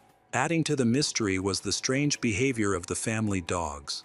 How could they neither hear nor smell the intruders and fail to alert the family for 17 minutes? Dogs would normally bark even if an unfamiliar car stopped in the driveway. Clearly, something was wrong. The first person the police suspected was Corey. Suspicion fell on her because she was the sole beneficiary of Ted's life insurance policy, which was set to pay her $1 million. Shortly after her husband's death, she contacted the insurance company to file a claim. She argued that, after her husband's death, the company he managed began to face serious challenges. Sales dropped significantly, customers left, and delivery problems arose, creating an urgent need for money. However, the insurance company denied her claim because she was already a suspect in her husband's murder. This was how Corey found out she was under investigation, much to her outrage. Nick and his girlfriend Jackie were also considered suspects. When the police searched Nick and Jackie's home, they discovered a marriage certificate. It turned out that the young couple had secretly married 8 months earlier, without informing their parents. Nick's mother only learned about the marriage through the police, which shocked her. Corey gave Jackie a piece of gold jewelry adorned with diamonds as a wedding gift. Shortly after, Nick and his wife took over the family jewelry store. These changes seemed to help Corey cope with the pain of his loss. Meanwhile, the police received the results of the fingerprint analysis from the window of the Corey family home. The fingerprints were found to belong to the installer who had installed the window years ago and had not returned since. This man lived in Minnesota, not Texas, and had a solid alibi. However, the police could not disregard the window, as it appeared to be the most logical point of entry for the perpetrator. During an interrogation, one of the officers noticed that Nick repeatedly mentioned using the window to enter his house when he came home drunk from a party, or when he did not want to wake his sleeping parents. Interestingly, the police had not told him that this could have been how the intruder entered the house. In another interview, Nick mentioned his best friend, Spencer Patterson. The two had been close for years, and Spencer frequently visited Nick's family home. Spencer, who came from a poor background and disliked his job, may have secretly envied Nick, who was wealthier and more fortunate. Nick had told Spencer that a particular window in the house was often left unlocked, which the police believed could have been the intruder's entry point. Spencer was also familiar with the layout of the house, including the location of the family safe and gun boxes. During one of the interviews, Nick revealed that he had previously given Spencer a .380 caliber pistol. This detail raised suspicion because cartridges of the same caliber were found at the scene of the massacre, linking it to one of the murder weapons. The police decided to question Spencer, who admitted that he was familiar with the window in question and had visited Nick's house several times. Spencer also handed over the .380 caliber pistol that Nick had given him. However, after conducting a ballistics test, it was confirmed that the gun was not used in the murder, proving that Spencer was not involved in the case. Spencer, however, pointed the police toward another, more likely suspect, Nick. The police could not ignore the fact that Nick was eager to propose numerous theories about the case, none of which proved useful. This raised suspicions about whether he was involved in Ted's death. Throughout the investigation, Nick's behavior drew attention. The day after the murder, he independently questioned the neighbors as if he were taking over the investigation. When the police conducted fingerprint and DNA tests on everyone present in the house, Nick's behavior was notably strange. It was discovered that Nick was experiencing significant financial difficulties. His business ventures were unprofitable, and he had spent all the money his parents had given him. Nick's independent projects had stalled, and he showed no intention of finding a job. For a long time, his parents had supported him, covering all his expenses, but they had hoped he would eventually become self-sufficient. Just before the tragedy, Nick's parents had loaned him $30,000 with the intention of funding his future college education. However, instead of pursuing his studies, he spent the money on trading, as he had always done. Disappointed, his parents decided to stop supporting him financially, hoping this would motivate him to take responsibility and start building his own career and life. To reinforce this, they asked Nick and Jackie to live separately. His parents believed that living apart from his girlfriend might encourage him to consider college, much like Jackie. Instead, Nick borrowed another $5,000 from a family friend and continued gambling it all on trading. He ultimately failed and never repaid the loan. Police suspect that these financial troubles may have been the motive for the attack. However, Nick had an alibi. It seemed likely that he did not personally shoot his father, so the police needed to determine who had committed the crime. The police returned to Nick and Jackie's home. This time, they found several bullet boxes, with the brand and caliber of the bullets matching those found at the crime scene. The investigation also uncovered another lie. Nick had previously claimed that he had not visited his parents' home for a long time, but the police discovered that he had been there just a few days before the tragedy. Although Nick denied this, the police obtained irrefutable evidence proving he had lied. Another suspicious detail emerged. 2 days before the attack on Ted, there was an unusual gap in the communication records between Nick and Jackie. The two had been in regular contact via phone and text, but during this particular period, they had stopped communicating entirely. When their cell phones were examined, it became clear that the devices had been deliberately wiped clean shortly before the investigation began. Many messages had been edited or deleted, and the phones had been factory reset. However, they had overlooked the fact that all the data had been backed up on a computer. The reason behind their hasty attempt to clean the phones soon became clear. Turns out the couple was facing much more serious financial troubles than Nick had disclosed to his parents. The police decided to question Spencer again, suspecting that he was withholding information. Spencer eventually confessed that, shortly before Ted was murdered, Nick had approached him with an offer to pay him to carry out a murder. The plan was to kill both of Nick's parents. If the plan succeeded, Nick would inherit about $8 million, including business assets. Spencer revealed that he had been promised a share of the money. However, Spencer refused to commit the crime, prompting Nick to threaten to kill him if he revealed anything about the plan. Corey, shocked and refusing to believe the accusations, hired Austin's best lawyer to defend Nick. She believed that Nick had been victimized by the same arbitrary police actions she had experienced during the initial investigation. On May 29, 2018, Nick and Jackie were arrested for solicitation of murder, a crime punishable by death under state law. 2 months later, Jackie was released on bail. Corey had hoped that Nick would soon be cleared and released, but the situation took a drastic turn when the investigation exposed the real culprits. Police reviewed surveillance footage from the house, dated February 28, which showed 2 unidentified men. One of them was later identified as Cameron Vosmek, an employee of a window company whose fingerprints had been found early in the investigation. Upon contacting the window company, authorities confirmed Cameron's identity. When police visited his home again, Cameron was absent. Instead, they spoke to his wife, who immediately admitted she knew the reason for their visit. She revealed that her husband had denied any involvement in the crime, but implicated his co-worker, 25-year-old Johnny Leon.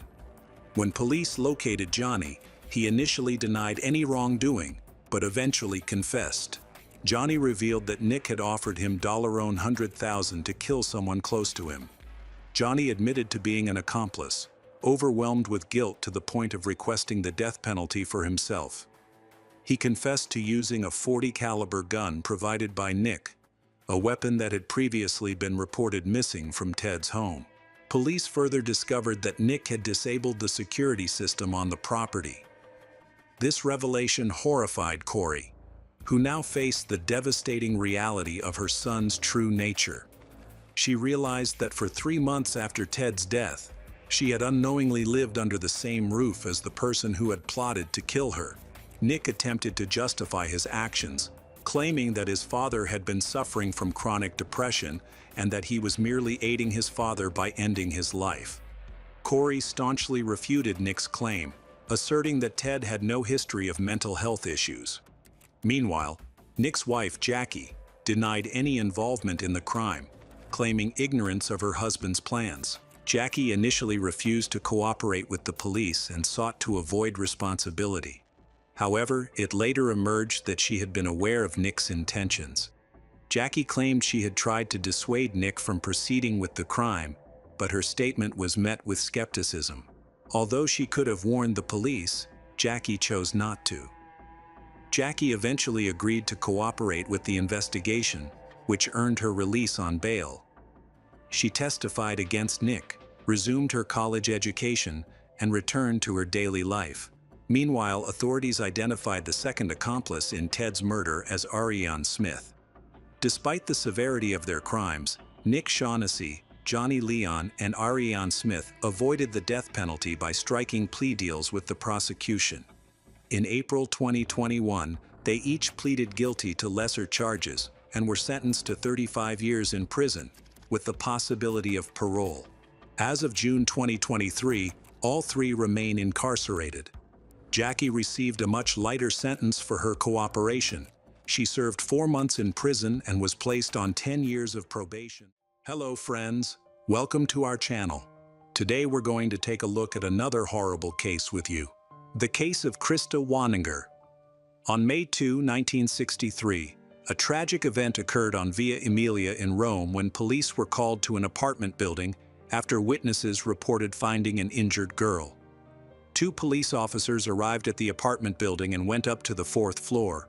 In the hallway between apartments 14 and 15, they discovered a blonde woman in a blue coat lying unconscious in a large pool of blood, her eyes wide with horror.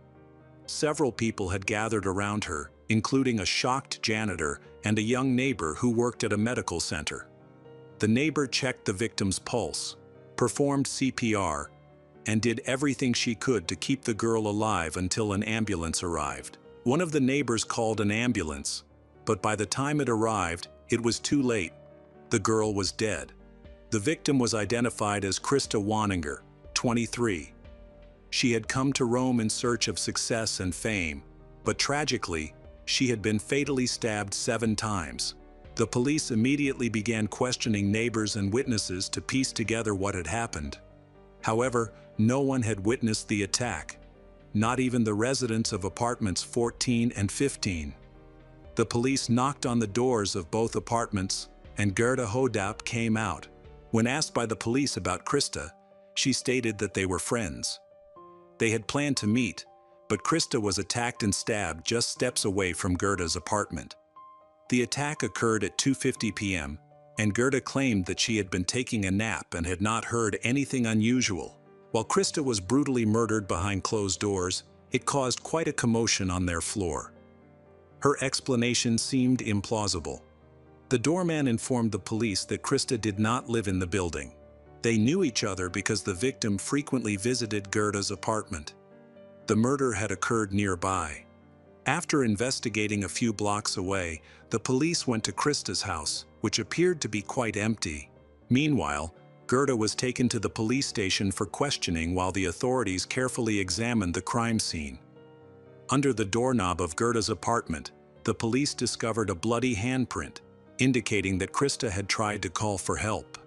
The building's doorman recalled that when he heard a woman scream, he quickly ran up the stairs. On his way, he encountered a strange man coming down who seemed startled to see him. At first, the doorman did not pay much attention to the strange man. However, he later suspected that there was a connection between this man and the case. When the doorman arrived at the scene, several residents from nearby apartments had gathered. They found Krista lying in a large pool of blood, her breathing irregular and her condition deteriorating. The witnesses were all in a state of panic and did not know how to help. Gerda, who was present at the police station, was willing to share any information she had about her friend Krista. She seemed genuinely concerned about the attack and did not understand why anyone would want to harm Krista. They had been friends for a long time, supporting each other in their modeling and acting careers. Gerda said that Krista was supposed to arrive at around 3 p.m., but she had been feeling unwell that day and had taken sleeping pills, which caused her to miss the attack. Although Gerda spoke about her sleep problems, she could not remember the name of the pills she had taken or explain why she had not canceled her meeting with Krista despite having gone to bed. The police found Gerda's story suspicious. Krista had suffered serious injuries, including 7 stab wounds, 3 of which were in the chest. The attacker had used a large knife to assault Krista, leaving her unable to be saved. In addition, Krista had several defensive wounds on her arms. The forensic expert observed that all of the wounds appeared to have been inflicted from above, indicating that the attacker was tall. In interviews with witnesses, it was confirmed that a man, described as unknown, had fled the scene shortly before the police arrived. Several people, including the concierge, reported seeing a tall man in a blue jacket leaving the building shortly after the attack. Using the descriptions of the witnesses, a composite sketch was created and subsequently published in newspapers and broadcast on television. The police reconstructed the timeline of events, determining that Krista left her apartment at approximately 2 p.m. and planned to return at 5 p.m. Before the appointment, she had visited a friend. About 30 minutes later, she arrived at Gerda's house, took the elevator to the 4th floor, and was attacked on the stairs. It is believed that the attacker knew Krista and was waiting for her. Police initially suspected her friend Gerda because of her strange behavior during the attack. A neighbor reported that she had called Gerda's apartment and heard someone moving around behind the door, but no one answered, perhaps out of fear. The police suspected that Gerda was withholding information. Gerda insisted that no one rang the doorbell until the police arrived and claimed that she had heard nothing until the police knocked. Krista's murder in broad daylight in central Rome caused a media frenzy. The police hoped to gather useful information from the public, but the widespread attention also led to rumors spreading rapidly. The police received dozens of statements, most of which were complex, while others simply restated what was already known. They investigated all known criminals with a history of knife attacks, focusing not only on those who might be hiding in Rome, but also checking neighboring cities, although this effort was fruitless. In the midst of these events, a wave of panic spread throughout the community. People became increasingly afraid to go out, and the police station was flooded with angry calls from locals urging them to arrest the person responsible for Krista's attack. Some callers even made threats to the police, demanding action to ensure the safety of the streets. Meanwhile, Gerda maintained her innocence, calling the police's suspicion of her an insult. The police began to explore other leads, focusing especially on those close to Krista. There were many indications that the perpetrator was connected to Krista, leading the police to believe that the attack may have been motivated by jealousy or personal animosity. Therefore, they looked into the relationships Krista had formed since moving to another country. One notable individual was Krista's boyfriend. He was very jealous and possessive, with evidence suggesting that he had abused Krista on several occasions. Their relationship was tumultuous, often triggered by his unfounded suspicions that Krista was cheating on him with other men. This jealousy may have stemmed from several factors, including Krista's notebook filled with the phone numbers of men in the modeling and acting industries. Her profession required her to socialize and network with many people, and Krista frequently attended social events to promote herself and build valuable relationships, which made her boyfriend feel uncomfortable. He became jealous of every random person she interacted with, and his insecurities led him to become increasingly controlling. Every phone call from a man was viewed as a betrayal, which angered her boyfriend. This pressure caused Krista to decline movie offers and made her financially dependent on him. The police identified two suspects: Krista's boyfriend, who had both a motive and a violent streak, and her friend Gerda Hodap, who was near the scene of the murder but claimed not to have seen or heard anything. It is possible that Gerda had a motive for the murder, perhaps wanting to eliminate an attractive rival. However, there is no evidence to support this theory. Journalists constantly intervened, probing for information and asking difficult questions. The police were puzzled by the presence of a strange man in a blue jacket. Although this man appeared at the crime scene and quickly left, he coldly mentioned that there was a woman screaming on the 4th floor, without offering any help. Other witnesses grew suspicious and tried to explain the presence of this stranger. The police concluded that the case might have been carefully planned, with the man in the blue jacket acting as a distraction. However, if that were the case, the criminal would have likely stayed at the crime scene, which raised suspicions about Gerda. Meanwhile, Gerda faced constant interrogations and became a media phenomenon. Journalists pursued her, spreading rumors and portraying her as a monster. The police believed that if Gerda was not involved in the murder, she may have acted as an informant or concealed information. However, to date, there has been no concrete evidence linking her to the case. The police continue to investigate the possibility of a random attack. However, they face a shortage of resources. A search of Krista's inner circle yielded no leads. Her address book contained many phone numbers related to men and various clubs in Rome, as well as organizations connected to modeling and acting. Hundreds of contacts had accumulated over the years. Despite a thorough police investigation, each contact led to a dead end. Gerda remained under close police surveillance. They even took her to the morgue to view Krista's body and observe her reaction. The police noted her emotionless response to their questions. The interrogations were repeated several times. Gerda changed her story, claiming that the doorbell rang when Krista visited.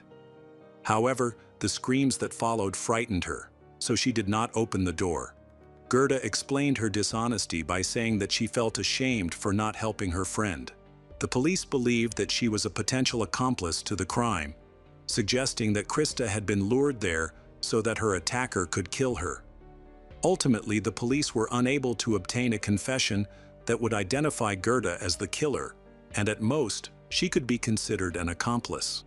By reconstructing the timeline of events, the police discovered why the janitor had not noticed a strange man entering the building.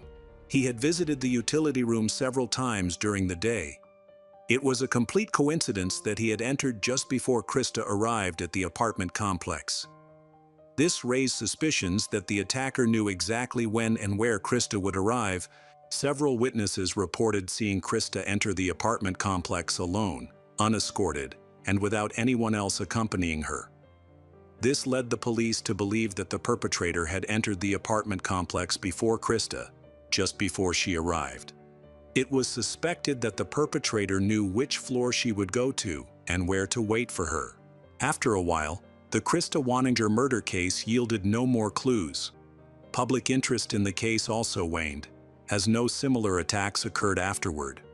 People began to calm down, and Krista's case gradually faded into oblivion, largely because her family lived far away in another country. Despite efforts to understand the situation, it was difficult to generate significant interest in the case. Krista's mother and sister actively distributed flyers with her picture in the hope of attracting potential witnesses, but their efforts did not advance the investigation. The investigation into Krista's murder had stalled for 10 months until an anonymous witness contacted a local newspaper. Using a false name, he asked to speak to the editor. The man claimed to be the brother of Krista's killer and offered to sell information to the newspaper for a large sum of money. The journalist who took the call felt that the man's story was more than just a scam to capitalize on the tragedy. Believing that the witness might have accurate information, he decided to contact the police. The journalist carefully communicated with the man, promising to collect the necessary funds to pay him in advance by the evening. They agreed to contact him later to discuss the details. After the call, the journalist went to the police station to report the unusual conversation. The police showed interest in the case, and the journalist agreed to work with them, using special equipment to monitor the incoming call. The anonymous caller contacted the journalist at 19:05. During this call, 2 police officers listened in and recorded the conversation. They were able to locate the source of the call. Several police officers then went to the address provided, where they found a 32-year-old man using the phone booth. His name was Guido Pieri. When they saw him, the police immediately recognized that he matched the police sketch of the suspect. He was arrested and searched, and their suspicions were confirmed when they found a 30-centimeter-long knife in his jacket pocket, similar to the weapon used in the attack on Krista. The police believed they had the right suspect. Unfortunately, further examination revealed that Krista was not killed with this knife. Guido Pieri insisted from the beginning that he was only trying to profit from the story, but he was unable to provide any clear information. When the police searched his home, they found another knife, but no blood, and it could not be linked to Krista's wounds. Disturbing notes were found in Guido's home. including 5 notebooks detailing gruesome murders of women. The most alarming was the final story, which was very similar to the case of Krista Waninger. The story included specific details that had not been made public and were known only to the perpetrator, raising suspicions against Guido. Guido Pieri grew up in a family with 4 brothers and 3 sisters. From an early age, he had a strong passion for adventure painting. However, while in vocational school, he decided to drop out and start working, especially after struggling to finish 8th grade 3 times. Although he was not unintelligent, he had obvious problems with self-control. By the age of 18, he was employed as a mechanic in a construction company, maintaining a fleet of equipment. After 10 years, Guido married a much older woman. During this time, he pursued his passion for painting, dreaming of becoming an artist. In February, Guido moved to Paris to pursue this dream, but unfortunately, his efforts ended in disappointment. In his diary, he explained his feelings in detail. It was clear that Guido was a deeply creative individual with a unique perspective on life, but he struggled to manage the challenges he faced and find his own path. He lacked the courage and motivation needed to overcome these obstacles. As a result, Guido moved back to Rome, ended his marriage, and took a job as a secretary at the Institute, where he worked until he was 63. His diaries reveal a disillusioned man full of ambitions and ideas that he was unable to turn into reality. When the police questioned him about the notes they discovered during the search, Guido explained that they were ideas for a future novel, as he longed to write a book. When reviewing the notes, the police noticed many similarities to the real-life case of Krista Waninger. Details of the crime scene and descriptions of the people involved closely resembled the apartment building and surrounding area where Krista was murdered.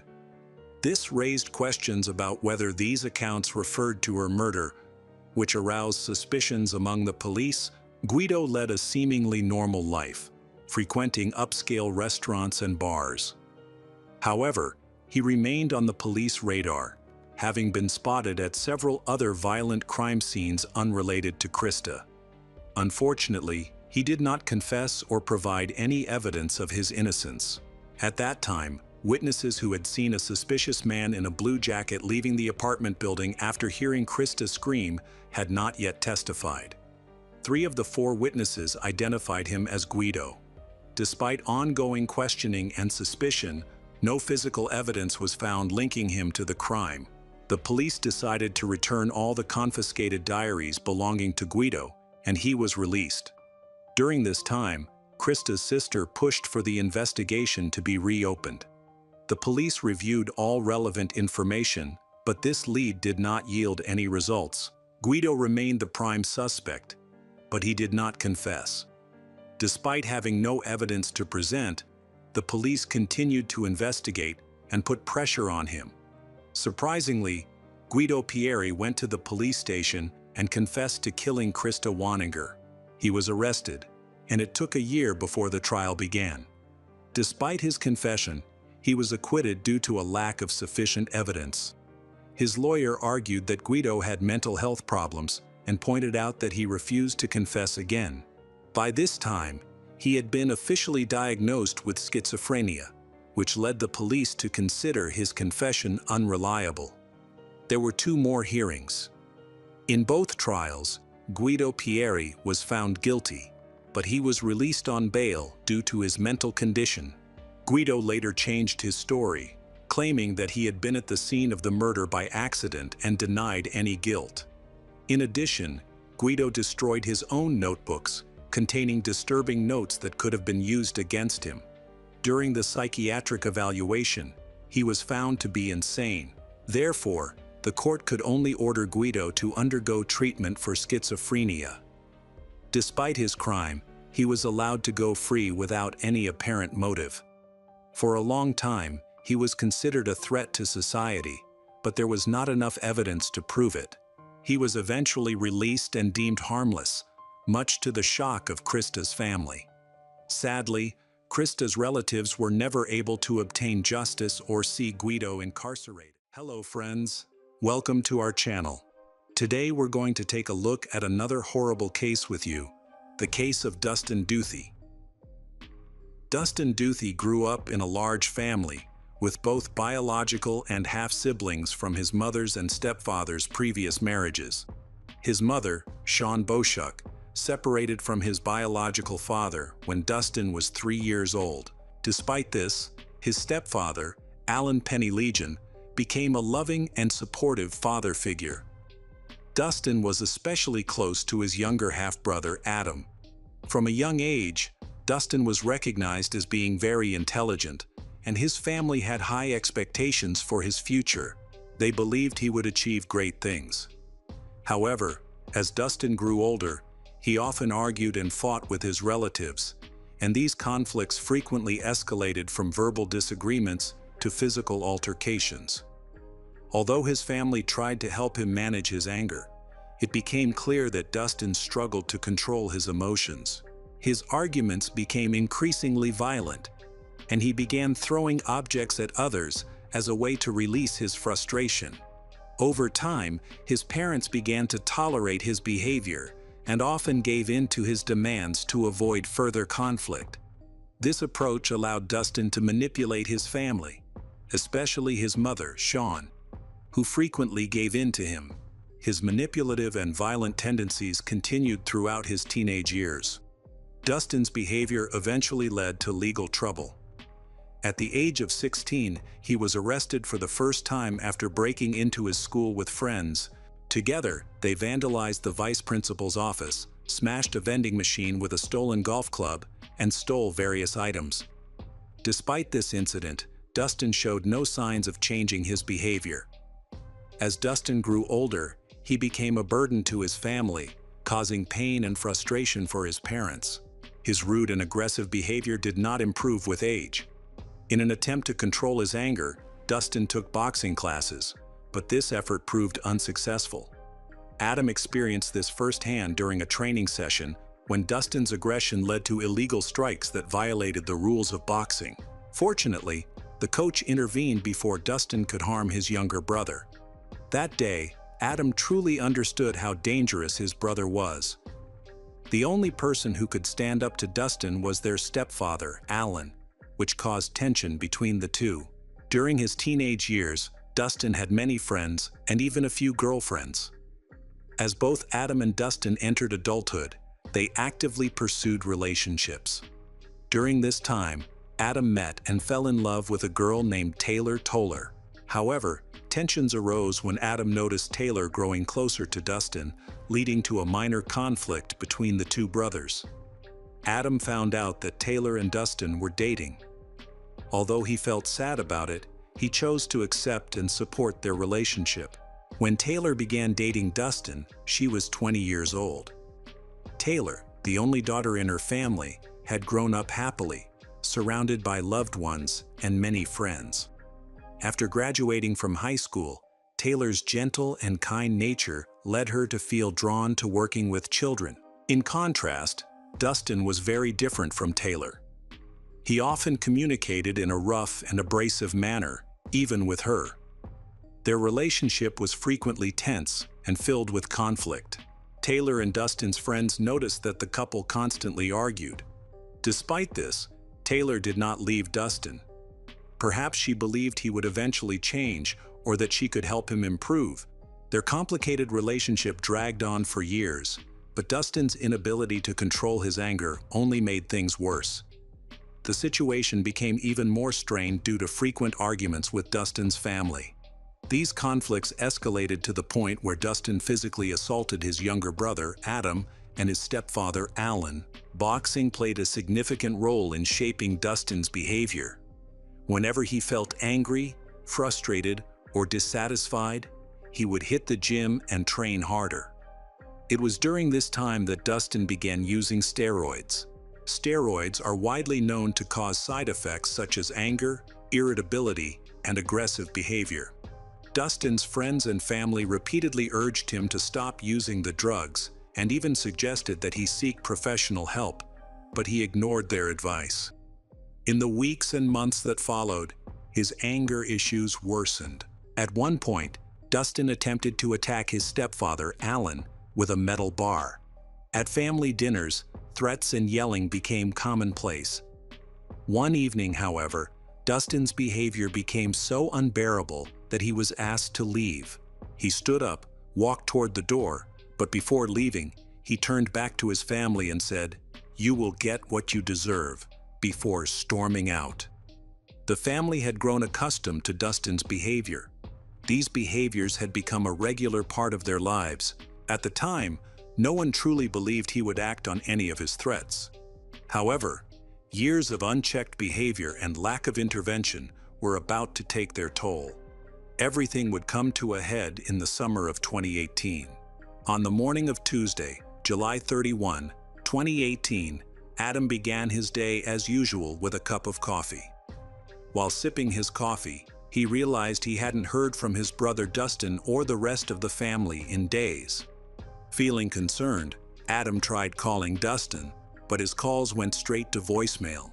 He continued trying to reach his brother, but all attempts were unsuccessful. Before he could dwell on it further, Adam received a surprise call from the police. They asked to meet him at his home to discuss an urgent matter. When Adam pressed for details, the officer explained that it was not something they could discuss over the phone. When the police arrived, they shared news that would change Adam's life forever. They informed him about a phone call Dustin had made to the police. During the call, Dustin confessed to killing his girlfriend a week earlier, as well as his stepfather and mother. According to the police, Dustin had been sitting downstairs with a knife and a bottle of whiskey, unable to bring himself to go upstairs and face what he had done. The police rushed to Taylor's home in Elmwood Park, where they discovered her body. Dustin was arrested shortly after making the call and did not resist arrest. Forensic evidence and Dustin's confession revealed that Taylor had been killed 5 days before Dustin murdered his parents. Taylor's body was found in her bed. According to Dustin, the two had argued and fought throughout the night.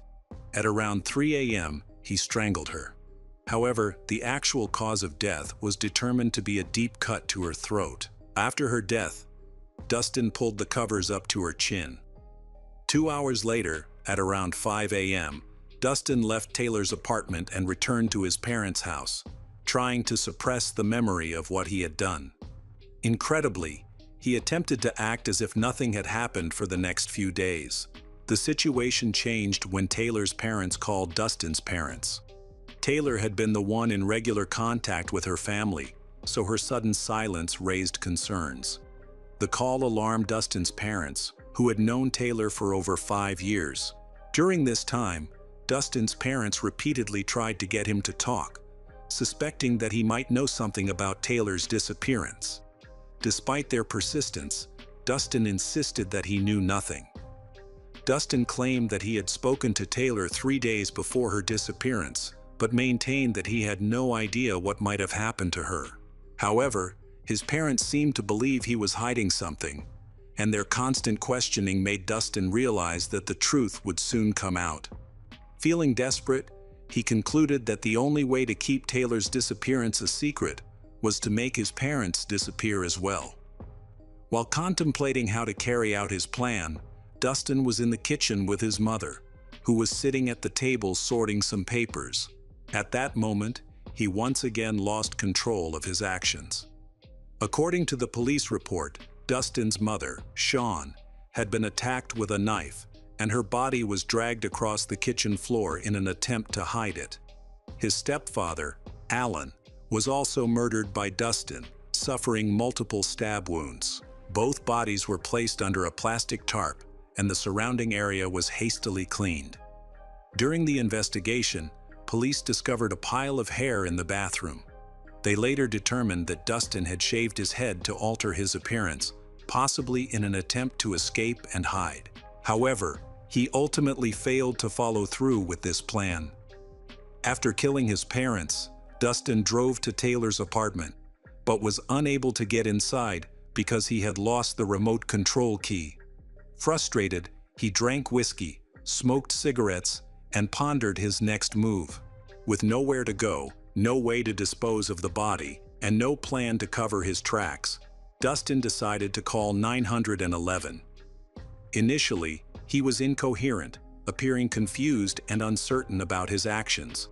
The experienced police officers kept him talking instead of ending the call, encouraging him to share more details. Dustin eventually confessed to killing his parents earlier that day. The police redirected the conversation, asking about his condition, whether he had been drinking, and whether he had a weapon.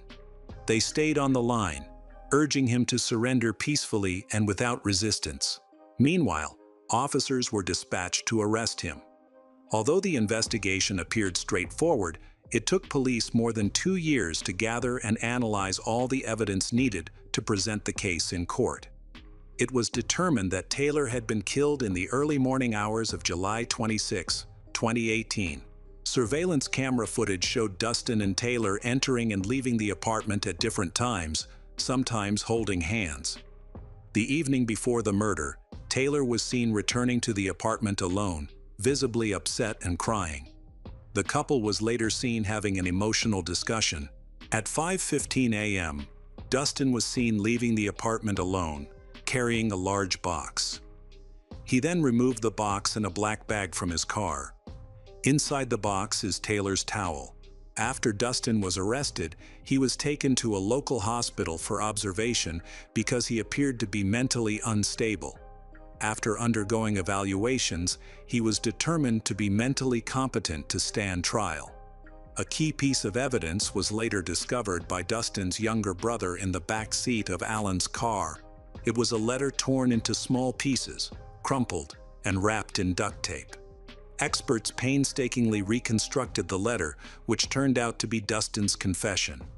In it, he described his thoughts and feelings after killing Taylor, admitting that he had always been curious about what it felt like to kill someone and to feel someone's soul leave their body.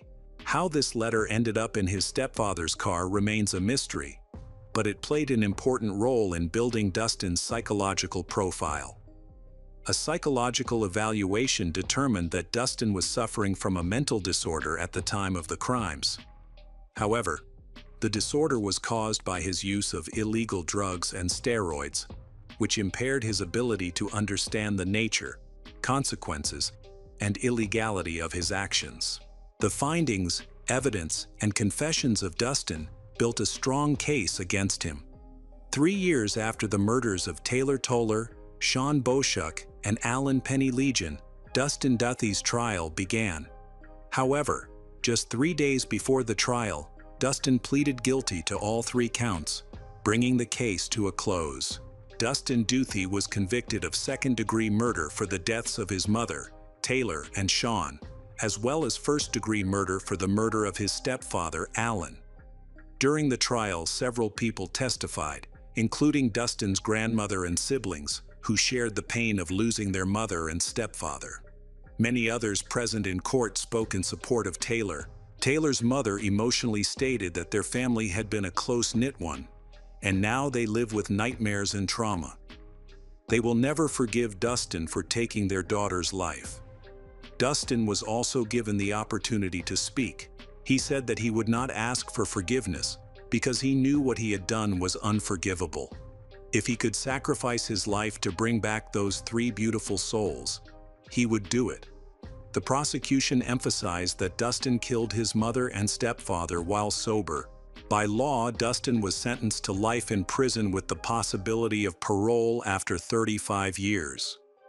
The sentence includes 25 years for the murders of his stepfather, Alan, and his mother, Sean, as well as an additional 10 years for the murder of his girlfriend, Taylor. While the loss is irreparable, the family feels that justice has been served and that Dustin will face the consequences of his actions. The deaths of Sean and Alan have had a profound impact on their children. One of their sons, Adam, has said that the loss of his parents shattered his dream of pursuing a football career. Another son has expressed his grief over Dustin's actions. Sean and Alan were loving, supportive parents who gave Dustin many opportunities to turn his life around and stood by him and their other children.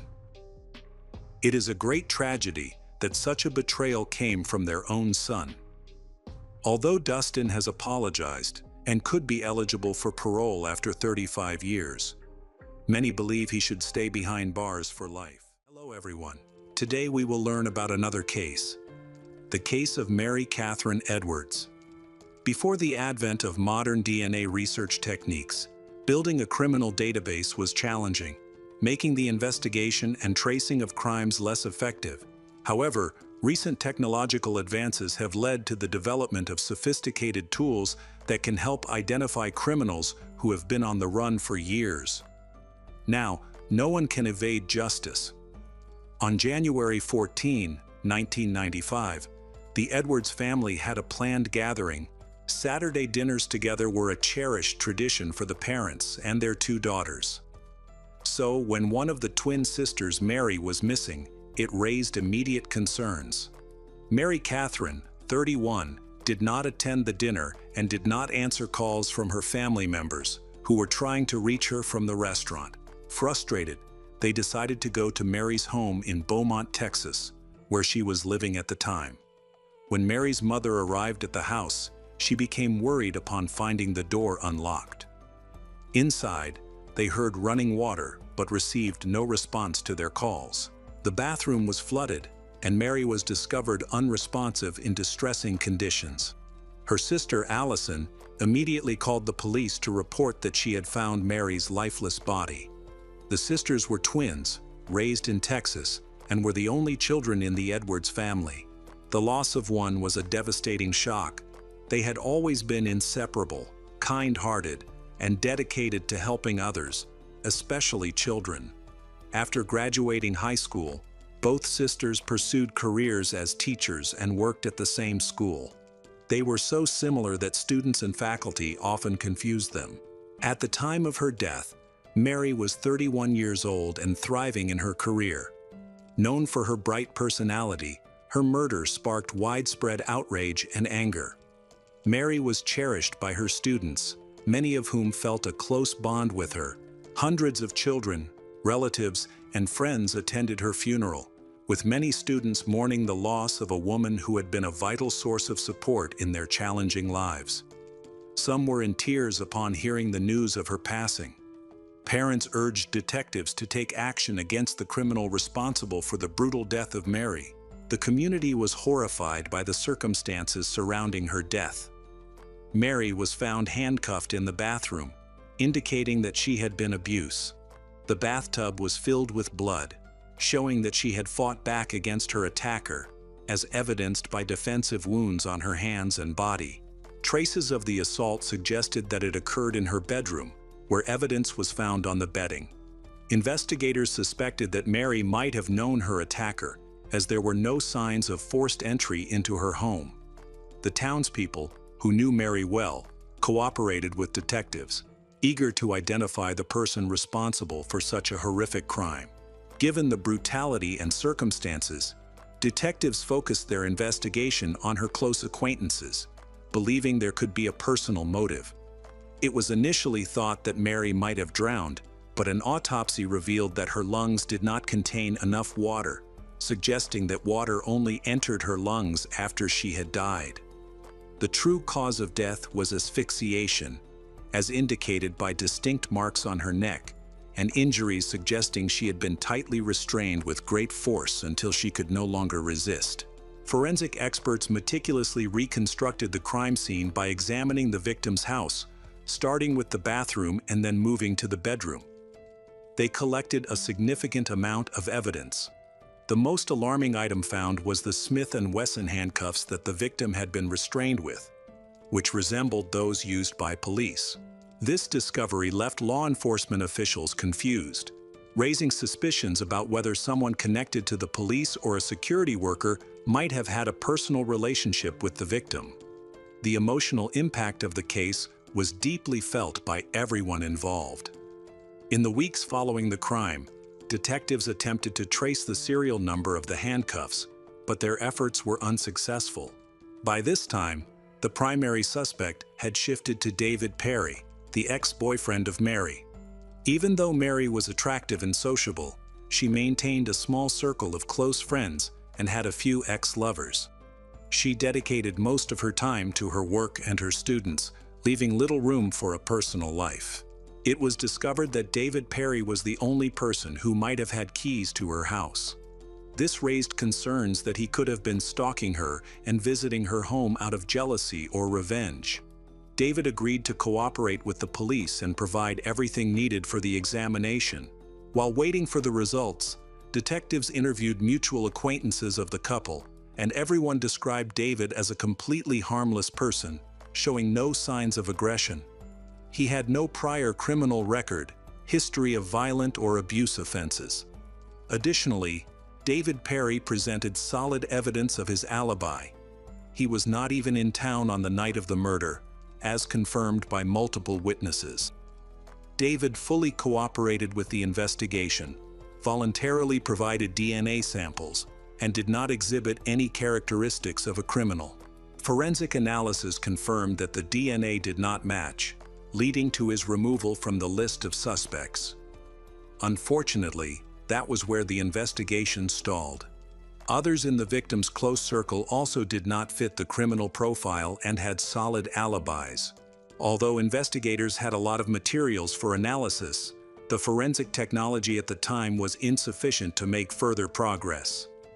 The unsuccessful search continued for years. The situation changed significantly 23 years later, in 2018, with the introduction of a DNA analysis method that utilized genealogy. This method allowed investigators to find potential matches by examining relatives of the suspected. Law enforcement turned to the GEDmatch program, which collects DNA from Americans who voluntarily submit their samples, creating a large database. This database was instrumental in solving long-standing unsolved cases. When Detective Brandon Bess was advised to revisit the old cases, he immediately recalled the unsolved murder of Mary Edwards, which had troubled him for years. In April 2020, DNA samples from the scene related to Mary were sent to a lab at Othram for analysis. Here, many matches were found with the relatives of the killer. This marked the beginning of building a family tree related to the suspect. The number of names that needed analysis was overwhelming, totaling several thousand individuals. At this point, the detective's wife, who had a keen interest in genealogy, decided to assist with the investigation. She dedicated her free time to carefully examining matches from this extensive list. This task required precision, as each name needed to be evaluated accurately to ensure their efforts were worthwhile. Additionally, the investigators reviewed the diaries of Mary. It was believed that the victim may have had an obsessive admirer who harmed her out of unrequited love. Despite a thorough examination of the diary entries following the crime, no significant leads were uncovered. They then chose to cross-reference the names mentioned in the diaries with those in the genealogical records. During this process, the surname Lapointe began to come to light. The first identified relative of the murderer was Shara Lapointe. When contacted, Shara revealed that she is a well-known expert in genealogy and genetics. With decades of experience in her field, Shara had previously worked on challenging cases. Notably, she successfully identified one of the women buried along a state highway in the infamous Texas Fields of Death. Now, she was eager to apply her expertise to help solve other crimes, including the mystery surrounding Mary Edwards' death. She was prepared to assist with the investigation, even though it meant examining her own family members, which could lead to unsettling discoveries. As she began her analysis, she felt a sense of dread while checking the backgrounds of her own siblings, aware that the results might have serious implications. She needed to review about 7,500 names. Each individual on this list was examined slowly, requiring her to gather and process information about them and their relatives before either adding them to the family tree or discarding them. This process took several hours for each person. Over 3 months, detectives and Shara Lapointe devoted all their free time to searching for the criminal. Eventually, they found a promising lead, a couple living in Beaumont who matched the profile of the murderer's family. They have 2 sons who attended Forest Park High School, the same school Mary attended as a child. This led to 2 main suspects, Michael Foreman and Clayton Foreman. Michael did not match the age profile for the time of the crime. After checking, he was found to have no criminal record or history of aggressive behavior, so he was quickly ruled out as a suspect. Clayton's situation was different. He had known Mary Edwards from high school and was closer in age to her. Furthermore, he had a criminal record for abuse, making him a strong suspect. In 1981, a 19-year-old girl reported to the police that Clayton Foreman had tied her hands and abused her. The details of that crime were strikingly similar to the incident involving Mary that occurred nearly 15 years later, with the key difference being that the first victim survived. She had also attended Forest Park High School, while Clayton was a manager at that time. The incident was effectively concealed, leading to Clayton receiving a suspended sentence and a fine. At that time, there were no police databases containing DNA samples, and he was not required to provide any. This lack of evidence is why Clayton was not identified during the investigation into the death of Diana Coe, his girlfriend of 3 years, with whom he had been planning to marry. Although Diana described him as a nice guy, it seems she did not truly know him. Less than 3 months before their wedding, she discovered the details of his abuse charge, the suspended sentence, and the fine, prompting her to want to end their engagement. However, Clayton, a manipulative liar, convinced her that it was all a misunderstanding. He avoided discussing the issue but created a believable narrative. Diana, eager to believe him, prioritized her relationship over her safety, which turned out to be a mistake. They went ahead with the marriage despite warnings from her family. When Diana and Clayton were married for just over 11 years, Diana claimed that Clayton frequently lied about his significant financial issues. She also observed that he had an unusual obsession with police handcuffs and law enforcement tools, even hanging a pair of handcuffs from the rearview mirror of his car. By the time Mary was killed, Diana had already divorced Clayton. She recalled calling him in tears to share the news, but she was taken aback by his indifferent response. He continued the conversation as if nothing had happened and then hung up. It became evident that he was likely not overly concerned about the situation. He was probably connected to the events that had transpired. The suspect was now 60 years old and no longer lived in Beaumont. He had been located in a small town called Reynoldsburg, Ohio, which had a population of a few thousand. At that time, Clayton was working as a driver. Investigators were able to find his address and all necessary information. Now they needed to collect his DNA for analysis. They set up surveillance on the suspect's house. A local police officer even took his trash, which was sent to a forensic lab. DNA from Clayton was discovered on a beer bottle found in the garbage. The match was nearly 100%. A significant finding indicated that the investigation was nearly complete after all these years. The next step was to confront the suspect. The detectives in charge of the case traveled to Ohio and devised a plan to lure Clayton into a trap. Since he was a driver, they decided to approach him about a fictitious lost item that a client was supposedly searching for. On April 29, 2021, Clayton was summoned to the police precinct under the pretense of discussing a lost wallet. He agreed to come in voluntarily. For the first time in 26 years since a brutal murder, the suspected perpetrator was in the interrogation room. The detectives informed him about the murder of Mary Edwards. This news shocked him, but Clayton attempted to maintain his composure and initially denied knowing her. The detectives then showed him a wedding photo of his first wife, which included Mary and her twin sister as bridesmaids. This reminded him that Mary had indeed attended his wedding, as his wife had invited her. From the beginning, Clayton became visibly nervous as the detectives bombarded him with questions, revealing inconsistencies in his story. The detectives focused on his vulnerabilities, hoping to obtain a confession. Clayton insisted that he was unaware of Mary's death and claimed he had never been to her house. However, these statements were quickly refuted by his ex-wife. Despite the evidence, Clayton continued to deny any connection to Mary, which seemed to be a defensive reaction. He also denied having had intimate relations with her, but this was proven false when DNA samples matching his were found on her body. The realization that his DNA was discovered on her underwear and body left him bewildered. When he was arrested for the murder of Mary Edwards, he insisted on having a lawyer and stopped cooperating with the investigators. In a symbolic gesture of victory in this long-standing case, Clayton Foreman was handcuffed with the same type of cuffs that had been found on Mary.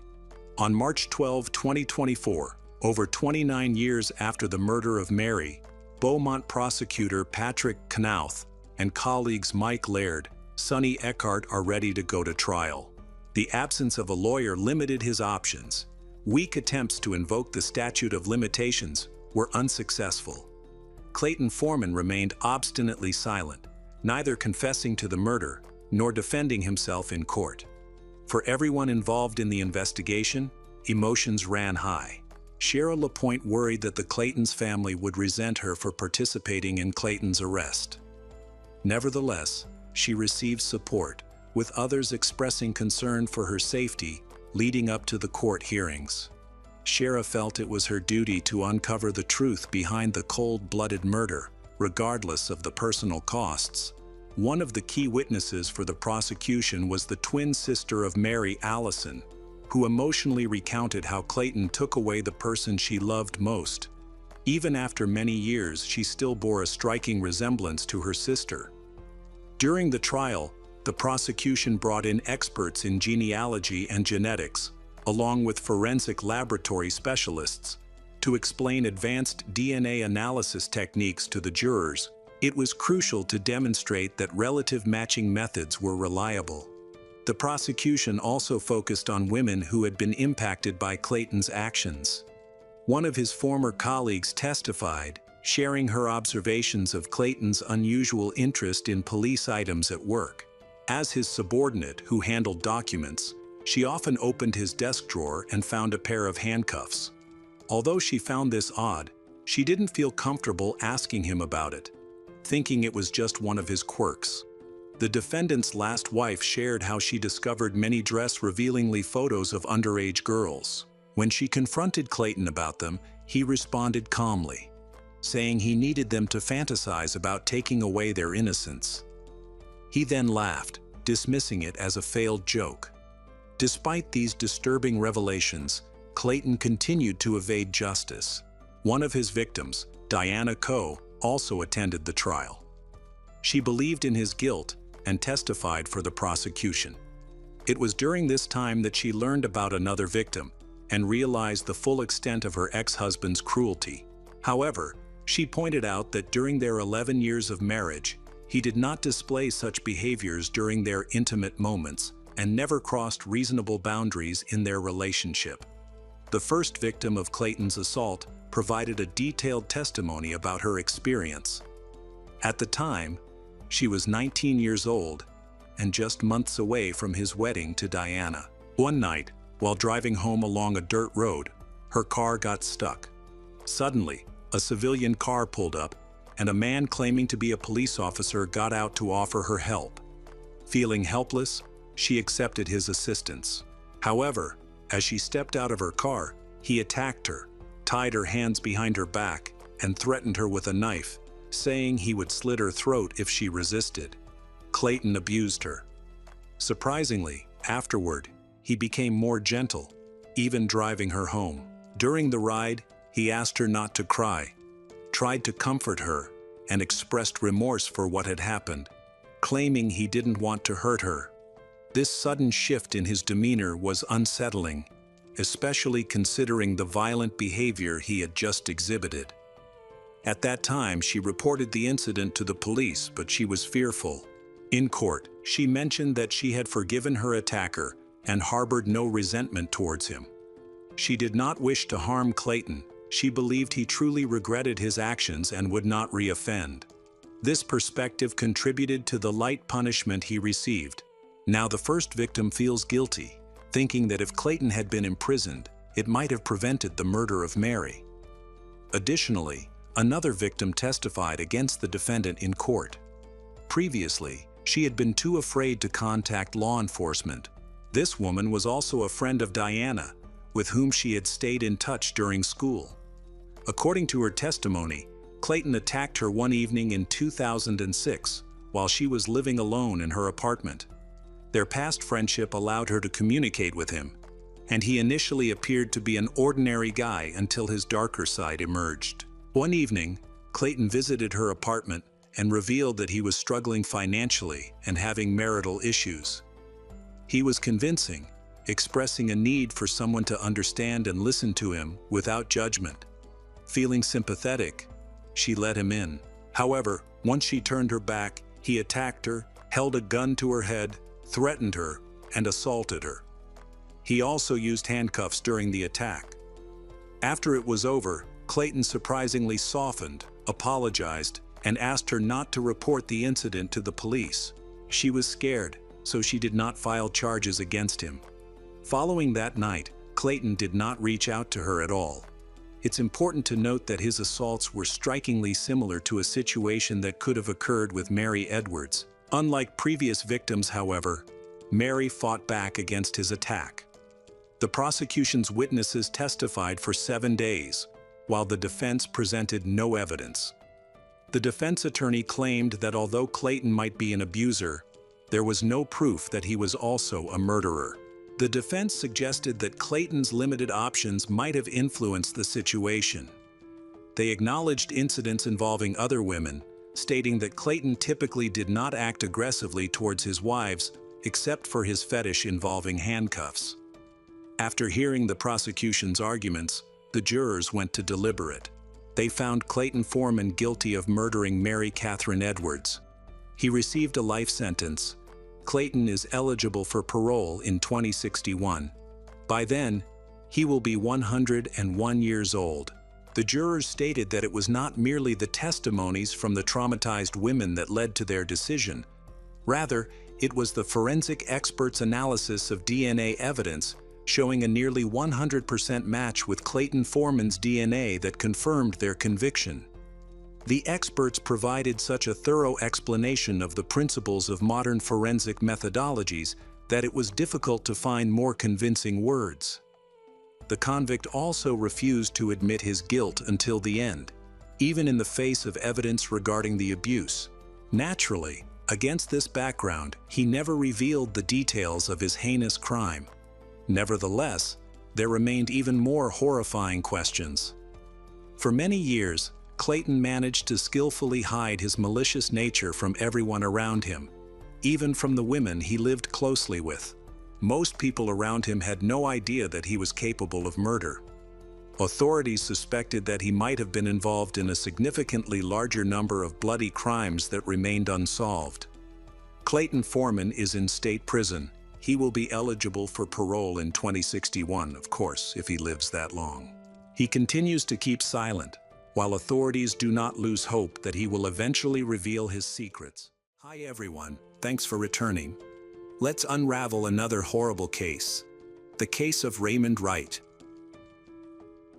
On January 11, 2018, in Sacramento, California, Dean Wright grew increasingly anxious as he waited for his brother. They had planned to meet earlier that day, but Dean was unable to reach Raymond. The brothers were close, talking every day and maintaining a strong relationship. But suddenly, Raymond disappeared without a trace. There were no calls, no texts, and no activity on social media. He stopped posting photos, stopped visiting his personal page, and stopped answering the phone. Raymond, a 55-year-old carpenter, owned his own workshop and was known for being skilled at managing his business. Occasionally, he would drop off the radar, but never for more than half a day, usually due to work-related matters. This time, however, Raymond had been missing for an entire day, leaving his close friends and family deeply concerned. His sister called Dean, asking if he knew where Raymond was. Raymond's 2 daughters were also worried. They had noticed their father's unusually long absence and contacted Dean to share their concerns. The girls said they had tried calling their father all day, but their calls kept going to voicemail. Dean, growing increasingly worried, repeatedly called Raymond's number but had no success. That evening, he decided to visit Raymond's home in a suburb of Sacramento. Raymond also rented a nearby woodworking shop, which was doing well. Unfortunately, Dean found no sign of his brother in either the house or the shop. There were no indications of forced entry or robbery. Dean, who was familiar with both the house and the shop, carefully inspected the premises but found nothing unusual or any clues about Raymond's whereabouts. To add to the mystery, Raymond's pickup truck was also missing. At this point, Dean began to panic. Raymond had disappeared without any notice or plans to leave, leaving his family at a loss as to where to look. The situation left everyone worried, including Raymond's ex-wife. She and Raymond got married in June 1994. For many years, they tried to build a happy family. However, after some time living together, their differences in life views began to cause problems. Raymond was busy setting up a business, which made him completely absorbed in work and often neglectful of his daily family life. In 2001, the couple divorced. The children stayed with their mother, but Raymond remained actively involved in raising them and often visited them. After the divorce, Raymond stayed single for many years, avoiding the idea of starting a new family due to his heavy workload. In 2009, he remarried, but this marriage did not last long and ended in divorce that same year. According to relatives and friends, Raymond became extremely depressed because he was unable to maintain a personal life, largely due to his work addiction. This eventually led him to turn to alcohol.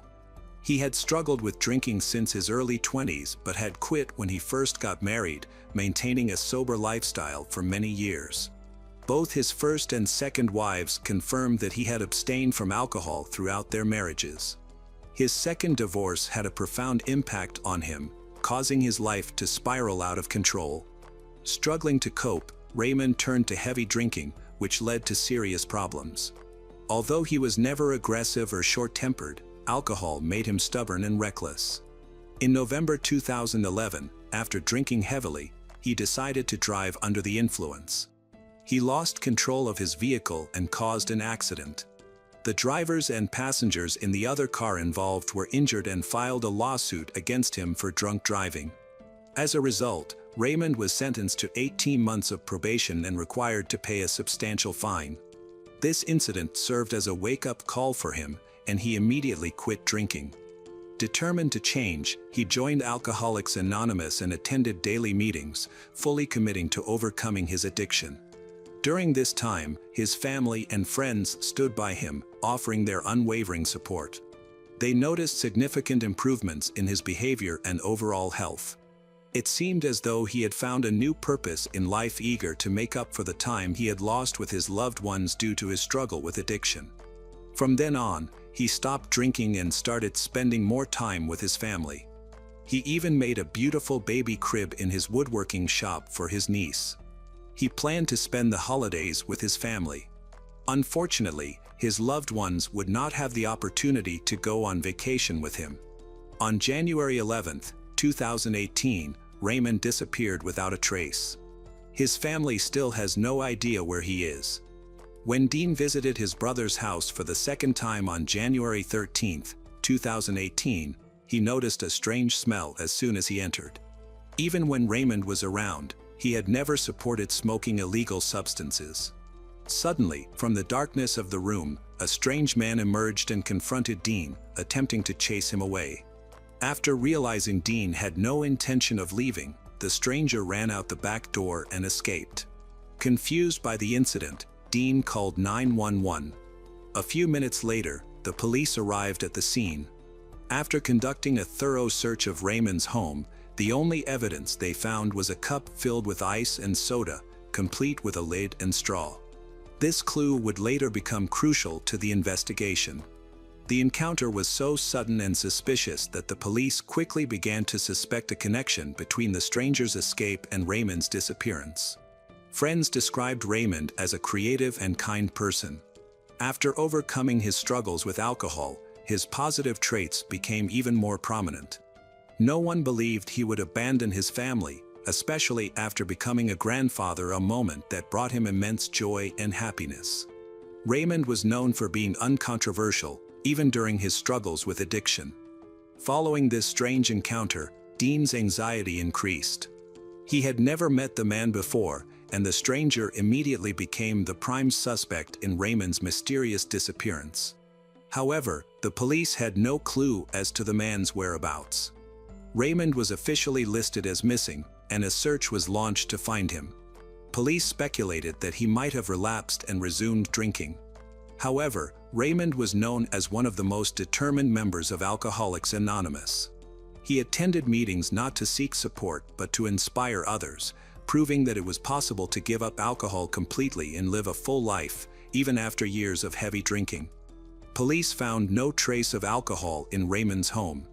They checked his bank card transactions, mobile phone records, and vehicle registration database but found no activity. It was as if he had vanished. None of his acquaintances had seen him during this time. A search of the house was conducted, and volunteers joined the effort, distributing flyers with Raymond's photo and details of his car. Police also sought help from the public through the media, but no information emerged. To gather more details from Dean, the police created a composite sketch of the stranger seen in Raymond's house. Unfortunately, the sketch did not produce any matches in the database. Likewise, fingerprints and DNA collected from the cup and straw did not yield any results, as they were not in the police database. After a week of unsuccessful searching, police finally located a 2016 white Ford F-250 owned by Raymond. The vehicle was found abandoned on January 21 in the North Highlands neighborhood, an area known for its high crime rate. The location was concerning because Raymond had no known connections or business in the area, making it unlikely he would have gone there willingly. The pickup truck's license plate had been removed, but Dean identified the vehicle based on its description during the search. Forensic experts determined that the vehicle had been broken into, with the doors left ajar. These findings led police to believe that something bad had happened to Raymond. After the police impounded the car, they requested assistance from the FBI. FBI agents arrived to inspect the vehicle and used advanced techniques to search for evidence, including fingerprints that might identify a potential suspect. During the inspection, they discovered faint, dark red stains on the car's carpet. Tests confirmed that the substance was human blood. To obtain a sample of Raymond's DNA, the police retrieved a toothbrush from his home. After comparing the collected materials, they determined that the blood in the car belonged to Raymond. Although the discovery was confirmed, no evidence linking the blood to a suspect was found. The investigation continued for 2 weeks, seemingly reaching a dead end. However, an unexpected event occurred that dramatically changed the case. On January 27, 2018, an unidentified vehicle sped through Sacramento at an extremely high speed. Police pursued the car but struggled to keep up as the driver reached speeds of 200 kilometers per hour, violating multiple traffic laws and endangering lives. The chase ended abruptly when the driver crashed head-on into an oncoming vehicle at high speed. Fortunately, the other driver survived, though he was pinned by the metal inside his car. He suffered only a broken leg and minor injuries. At the time, the officers had no idea how dangerous the man they had arrested truly was. The California Highway Patrol apprehended the reckless driver, who was intoxicated at the time of the incident. The man was identified as Victor Merle Gray, an individual with a troubled legal history. He was already wanted for a misdemeanor, and now a DUI charge was added to his record. His actions had clearly endangered lives, making him a significant threat. Victor was taken to the hospital for treatment under police guard and was later transferred to the Sacramento County Jail. As police delved deeper into Victor's background, they grew increasingly suspicious. It was discovered that the car he had been driving was stolen, and the license plate did not match the vehicle's registration. A database check of the license plate revealed it belonged to a 2016 Ford, the same car recently found in a crime-ridden area of the city. That car was registered to a missing person named Raymond. From that point on, Victor became the prime suspect in Raymond's disappearance. More evidence was needed to establish Victor's involvement. Unfortunately, because the police were not immediately focused on pressing Victor for information, progress stalled. He continued to fabricate stories and insisted that he had no knowledge of Raymond or how Raymond's license plate ended up on his car. For 3 months, he refused to confess until a significant breakthrough occurred. In April, DNA analysis of a straw found in a soda cup at Raymond's home matched Victor's DNA, confirming that he had indeed been in Raymond's house. Furthermore, Raymond's younger brother, Dean Wright, also identified Victor. However, this evidence was still insufficient to file formal charges. The mystery of what happened to Raymond remained unsolved. Key evidence was hidden in the car Victor had crashed. On May 8, 2018, police searched the wreckage and discovered important items that shed light on Raymond's disappearance. Amid the clutter inside the car, they found a man's hat. Dean recognized the hat and confirmed it was identical to the one Raymond had worn. Raymond's wallet and glasses were also found in the car, along with a broken cell phone that appeared to have been intentionally destroyed. However, the serial number confirmed that the phone belonged to Raymond. More important evidence was collected from Victor's cell phone. At the end of the tense chase, the phone had been thrown deep into the car's cabin and was only discovered later. On the phone, there were photos of a location that had been sent to someone named Bob. These photos were taken on January 27, the same day as the police chase. In the messages, Victor expressed grievances and complaints directed at Bob. At the end of the messages, he stated that it was time to pay his debt and that he was expecting his money. A detailed analysis of Victor's phone also uncovered a conversation with a woman named Katie Bernard, who lived in a trailer near Raymond's carpentry shop. Victor had a brief conversation with her, trying to determine whether Raymond was alone in his shop or with someone else. It was clear that Victor knew Raymond. This conversation took place in the early morning of January 11, 2018. Geolocation data showed that Victor was only a few dozen meters away from Raymond's workshop at the time. Based on the messages, it appears that he was observing the workshop from outside. Victor contacted Katie to confirm whether Raymond was in the workshop during working hours. Katie left her house and went to see Raymond, exchanging a few words with him. She then confirmed that he was alone in the carpentry workshop. After returning home, she informed Victor that Raymond was indeed alone in the workshop. It is believed that after Katie provided this information, Victor acted and attacked Raymond just before 10 a.m. Police began to suspect that Katie might be an accomplice in the case. She was brought in for questioning in October 2018. The police immediately pressured her, as her correspondence with Victor was clear evidence of her involvement. Under pressure, Katie quickly confessed. Katie admitted that she had informed Victor that Raymond was in the workshop, but she was initially reluctant to assist in the investigation. Despite her reluctance, she became a key witness in solving the mystery of Raymond's disappearance.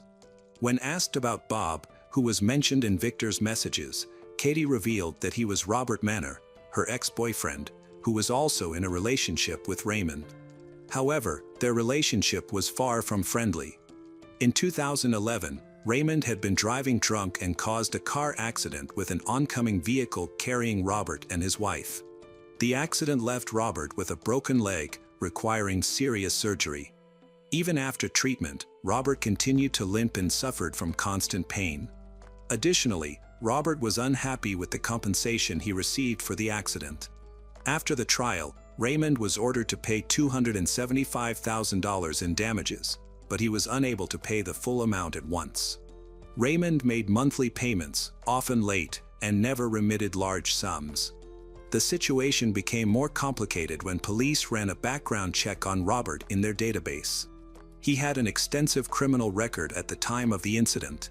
His primary activity was drug trafficking, which had landed him in prison on multiple occasions. Robert also had convictions for armed assault and robbery. He was clearly frustrated with Raymond's behavior and had long plotted revenge against him, whom he blamed for all the problems in his life. The constant pain he experienced served as a reminder of the accident, and his hatred and anger only grew over time. This eventually led to a carefully planned act of revenge. Katie explains that after becoming an informant for Victor, she discovered that the situation involved more than just a stolen car. She claims that she was unwittingly involved in Raymond's kidnapping and, out of fear of becoming the next target, chose to remain silent. Katie hesitantly reveals that Victor confided in her about what happened at the carpentry shop.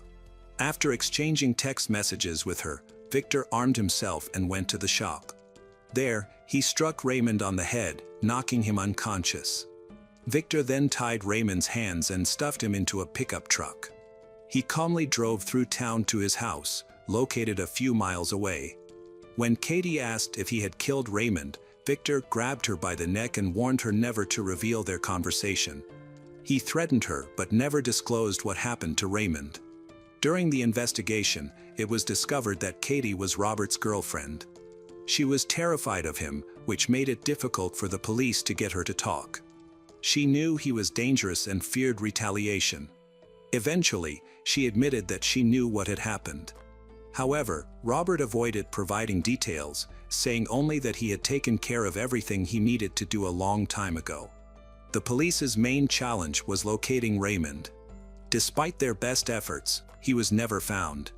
In March 2021, Victor and Robert were charged with kidnapping and murder. However, both Victor and Robert denied any involvement in Raymond's case. They knew that admitting guilt would result in a life sentence without parole. Their lawyers argued that, since Raymond's body was never found and the case was based on circumstantial evidence, Victor and Robert could not be convicted of murder. The absence of a body allowed Victor and Robert to avoid punishment. From the start, the prosecutor's office faced several challenges, one of which was the credibility of the witnesses. Most of them had histories of drug use or legal trouble, which made their testimony questionable. Victor later admitted to kidnapping Raymond and handing him over to Robert but denied committing the murder. He revealed that his actions were motivated by a lack of payment. Victor claimed that Robert owed him $10,000 in cash for the job, but the money was never paid. The day Victor was being chased by the police for reckless driving, he drove a car full of evidence to confront Robert for cheating on him. Had Victor been paid, the confrontation might never have happened, and the criminals might have evaded justice. The trial began in March 2023, more than 5 years after Raymond went missing. Despite years of investigation, Raymond's body was never found. This made the trial particularly challenging, as proving guilt without a body was difficult for the prosecution. Meanwhile, the defense attorneys employed several strategies to influence the case. However, the prosecution had a key advantage: Katie Bernard, who agreed to testify against Robert and Victor in exchange for immunity from prosecution. Katie was not charged but played a key role in the case by providing a significant amount of incriminating evidence against Victor and Robert. Victor's confession was also crucial, as it revealed Robert's direct involvement in Raymond's disappearance and possible murder. Defense attorneys highlighted the lack of physical evidence, particularly the absence of a body. The trial lasted 1 day, and the jury deliberated for 4 hours before delivering its verdict on March 17, 2023. Both Victor Merle Gray and Robert Manor were convicted of first-degree murder and kidnapping. They were sentenced to life in prison without the possibility of parole. While Victor refused to address the press, Robert immediately denounced the verdict as a miscarriage of justice. To this day, Robert maintains his innocence, accusing Victor and Katie of conspiring to frame him. However, prosecutors dismissed this claim as false, arguing that only Robert had a motive for revenge. Victor had never met Raymond and thus had no reason to harm him. Raymond Wright's body has never been found, leaving his grieving family unable to give him a proper burial. Despite the tragedy, Raymond's daughters have shown resilience. Though deeply affected by the loss of their father, they have worked hard to rebuild their lives. Hello everyone, today we will learn about another case. The case of April Holt. By the summer of 2023, April Holt, a mother of 2 and a positive thinking coach, had gained over 200,000 followers on TikTok. She building her online reputation on optimism and stories of overcoming adversity. She often encouraged her followers with the mantra, "Keep growing, keep manifesting, and you will succeed. Tragically, at the end of July, April was discovered unconscious in her bathroom and passed away a few days later. While the police classified it as either an accident or self-harm, April's mother, Jamie, held a different belief and began advocating for justice. In early July 2023, April celebrated her 29th birthday, reflecting on her accomplishments at such a young age. As an independent eyelash extension technician, she had left her previous job to start her own business and work for herself. On her birthday, she expressed gratitude, stating, "Happy 29th birthday to me. I am so grateful for the opportunity to live another year, for 10,585 days of life."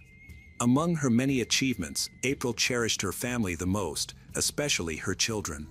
She was a devoted and loving mother, sharing snippets of their family life on TikTok. Her videos emphasized positivity, spiritual growth. She inspired her followers by saying, "Sending good energy to everyone who sees this. I wish you a productive day. Be goal-oriented and grow." Occasionally, her videos were simply light-hearted and entertaining. Over the years, April shared personal experiences, including her time as a homeschooled child, which left her with painful memories of social isolation that she eventually overcame. She and her husband, Donovan Holt, who was 33 years old, openly discussed the highs and lows of their marriage. They started as friends, then became best friends, lovers, and ultimately husband and wife, welcoming their daughter and son. Their relationship faced several challenges, such as a period of separation, financial struggles, depression, and serious health issues. Despite these obstacles, April always focused on the positives, portraying their journey as one of resilience and triumph through love. On the morning of July 28, April called her mother to confirm plans for a trip to see a movie, but the plans changed, and she suggested they meet at church the following day. Later that day, however, her mother received a call from Donovan, who reported that his son had found April unconscious in the bathroom. She had a plastic bag tightly wrapped around her head. April's mother, Jamie, noticed that Donovan was behaving oddly. He seemed to lack the deep sorrow and confusion expected from someone who had just lost a spouse. He allowed April's mother to make all decisions regarding her treatment while doctors worked to save her life. Meanwhile, Donovan sat with his head in his hands, rocking back and forth. After 3 days of fighting for her life, April did not regain consciousness and was declared dead by doctors on July 31st. An autopsy report released in November identified suffocation as the cause of death. However, the Nashville police found no evidence of foul play and classified her death as an accident. They informed Jamie that the case was closed, but Jamie refused to accept this conclusion. She vowed to continue investigating to uncover the truth. 2 weeks before her death, April had filed for divorce. This was not the first crisis in their marriage. The couple had previously faced difficulties and lived apart for several years. Although they had separated, they had not finalized their divorce. They maintained a friendly and warm image on social media, which may have been partly genuine, or perhaps they were caught in an unhealthy cycle, as they decided to give their relationship another chance after a long break. In their videos, they often spoke about the importance of forgiveness, open communication, and mutual support. However, the struggles in their marriage were never shared on their TikTok pages. After many years together, April was determined to leave Donovan this time and told her mother that she would not return to him. Donovan seemed to grasp the situation, as Jamie later discovered that a week before April's death, he pawned his wedding ring. There had been a fight between April and Donovan, but the specifics of the argument were unclear. Later, April's son told his grandmother about that tragic day, July 29th. He recalled that April woke up as usual, had coffee, wrote in her journal, enjoyed the calm of the morning, played with him, kissed both him and his father, and then went into the bathroom. He heard the argument escalate and pressed his ear to the bathroom door, noticing their feet beneath it. He tried to make sense of their words but couldn't hear anything, so he ran back to his room.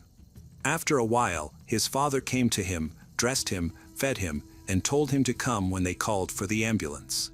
April was taken to the hospital, but she was no longer breathing. The doctors informed the family that there was no blood circulation in her brain and that her brain was not functioning. On July 31, 2023, April was declared dead, prompting Jamie to fight for justice and bring attention to the case from the Nashville Police and Prosecutor's Office. She launched her own campaign, reaching out to local news stations and celebrities while actively sharing updates on social media. This journey was challenging since the case had already been closed, making it difficult to attract media coverage. Despite major news outlets halting their reporting, Jamie persevered with her online campaign. Jamie obtained full access to the case and initiated her own investigation by filing a formal complaint with the Nashville Community Oversight Board. As a result, April's case was reviewed, and 4 months later, the Nashville police conducted a second investigation. Although this re-investigation did not alter the case classification or the official cause of April's death, it provided Jamie with valuable details to analyze. She meticulously studied the report day and night, searching for any clues. During this time, Jamie also focused on creating a stable and supportive environment for her grandchildren. Jamie openly discussed her pain and authored a book about her healing journey. Jamie became a strong advocate against domestic violence, highlighting how aggression can manifest in unexpected ways. After his wife's death, Donovan Holt moved to Texas and wanted his son to live with him. However, his son pleaded with his grandmother to allow him to stay, promising to do everything he could to remain by his grandmother's side. Jamie stressed that she does not influence her children's feelings and always aims to give them the freedom to choose where they want to be happy. She also wanted her grandchildren to stay together. Unfortunately, Jamie's relationship with her ex-son-in-law quickly deteriorated. In April 2024, she stopped posting about the case, explaining that she had been placed under a gag order. Despite this pause in her online advocacy, Jamie continued to seek justice for her daughter. Investigators initially stated that April had no visible injuries suggesting violence. However, Jamie observed significant bruises and marks on April's body while in the hospital, indicating otherwise. The autopsy report revealed marks on her neck, thighs, and ankles, along with a deep cut on the inner side of her thigh. Crucially, there was only one set of fingerprints found on the bag that was placed over April's head and on the tape that secured it. These fingerprints did not belong to April, they were identified as belonging to Donovan Holt. In September, Jamie confronted Donovan with the findings from her investigation. He admitted to committing the crime.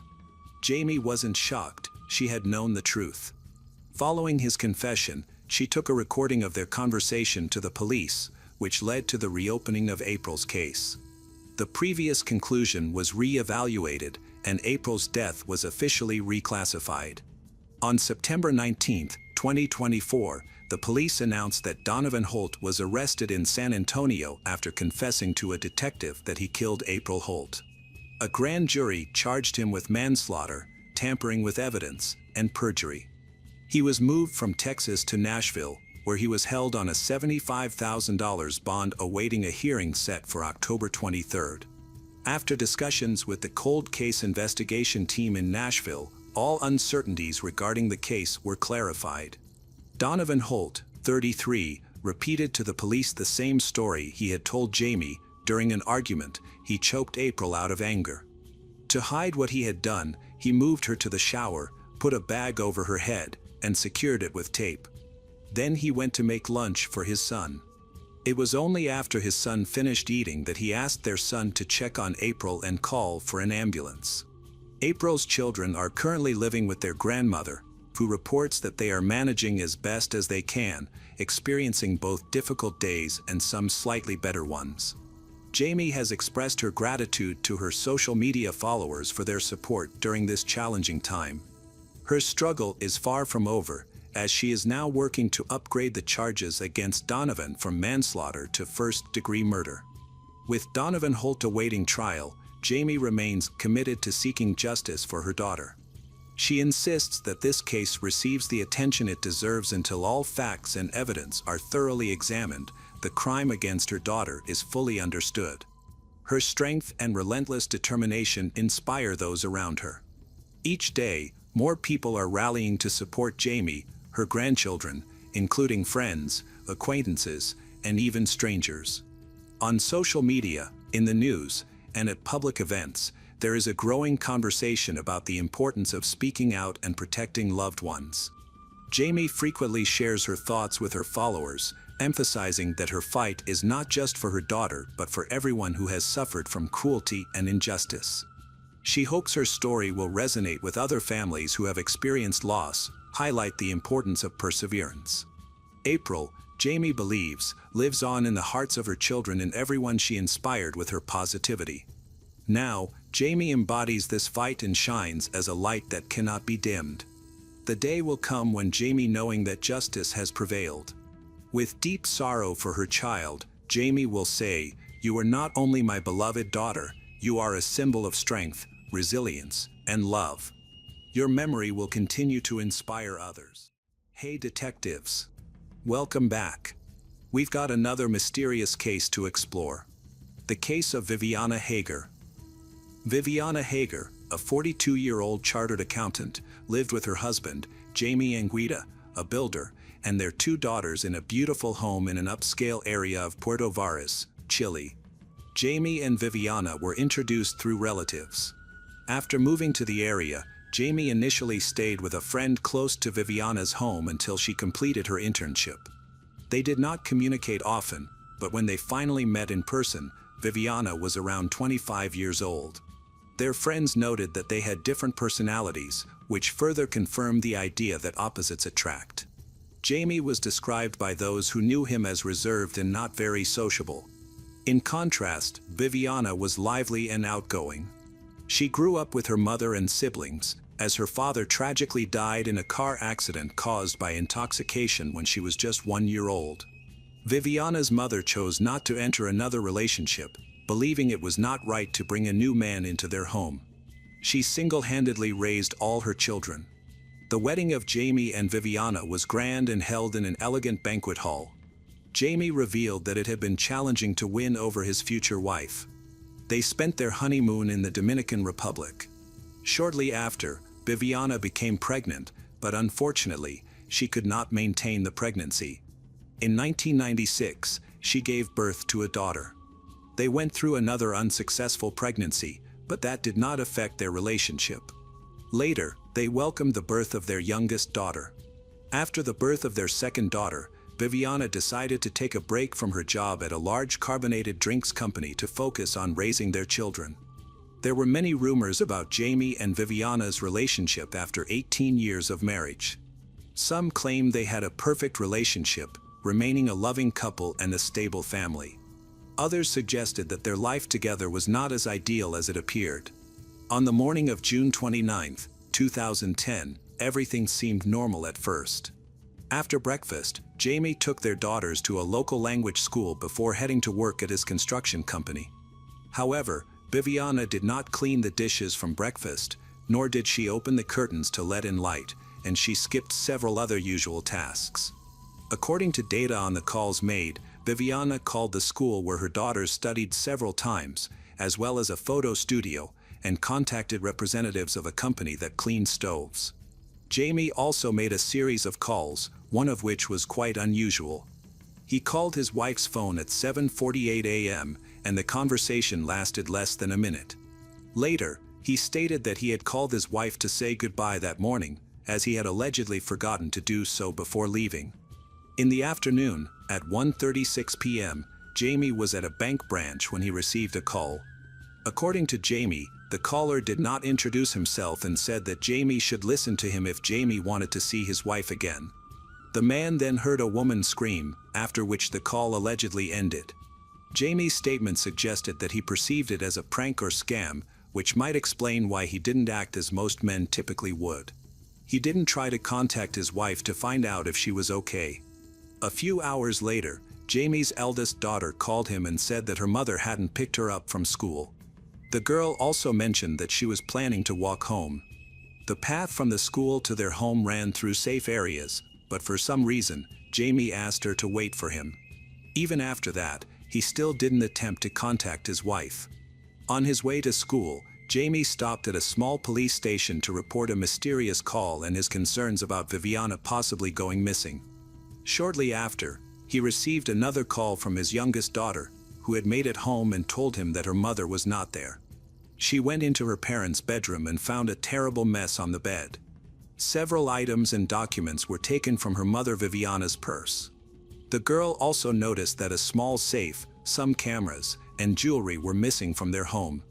After speaking with his daughter, Jamie invited Viviana's older sister, Monica, to stay with his youngest daughter. This time, Jamie made no attempt to contact his wife, despite the seriousness of the situation. When he returned home, the police were already there. They believed that Viviana might have been kidnapped. Gradually, more agents gathered at the house, bringing the necessary equipment in case the kidnapper contacted one of the family members to demand a ransom.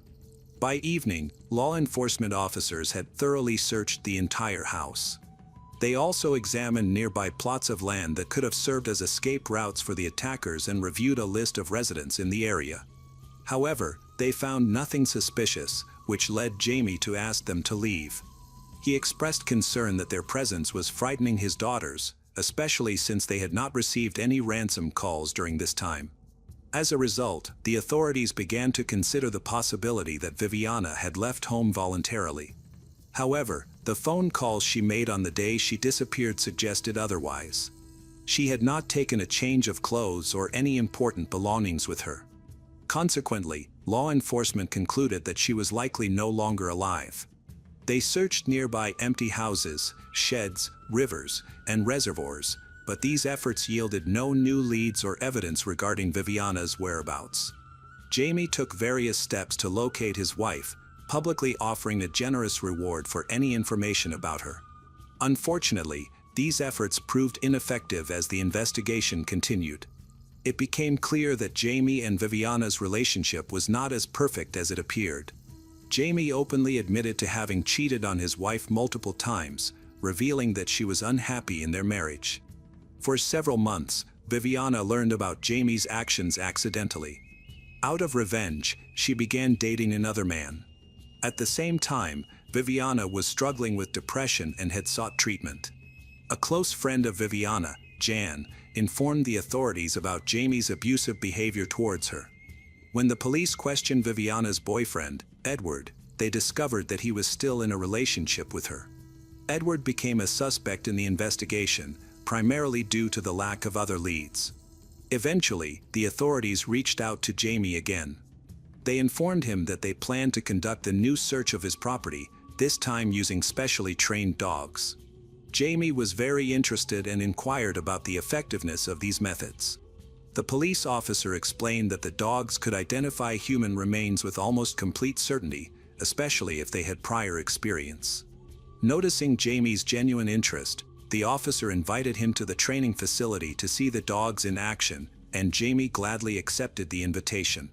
Soon after, he visited the facility and learned that dogs could detect human remains even if they were buried up to 3 meters deep. Experts stated that the chances of dogs confusing human remains with those of other animals were zero. Just before the planned search at his house involving the dogs, Jamie himself called the police to request their presence. This call occurred on August 9th at 6:55 p.m., 42 days after Viviana's disappearance. Jamie testified that he detected a strong odor coming from a storage room located behind a wall in one of the bedrooms. When he looked into that room, he saw the silhouette of his wife. However, strangely, he did not go in to check if she was there, which is puzzling because he should have felt it necessary to do so. He reported finding his wife at 6:34, yet it took him over 20 minutes to call the authorities. After 15 minutes, the police and forensic experts arrived. They had been instructed not to leave Jamie alone and not to allow him to take any action at the crime scene. Jamie reiterated that he followed the strong odor, which led him to the storage room behind him and his wife Viviana's bedroom wall. However, this raises a perplexing question: how could this hidden room exist? Notably, it was not included in the original house plans he provided. However, the police officers who worked at the house in the early days after Viviana went missing stated that they had checked the place. They affirmed that they had searched it but did not find anything unusual. Several notable discoveries were made. A safe containing over 1,000,000 pesos was missing, a torch similar to the one used by the miners was found, and there was a fragment from an alternate version of the Bible or a similar document. How did these items end up in the storage room? The bedroom itself had also changed. For instance, next to the entrance of the storage room where Viviana's body was found, there appeared to be an altar adorned with various religious symbols. However, this was not the most peculiar discovery. In the initial weeks, law enforcement officers were present at the house but failed to thoroughly investigate one particular room, which was the most likely location for concealing Viviana's body. Despite the police's lack of attention, a puzzling question arises.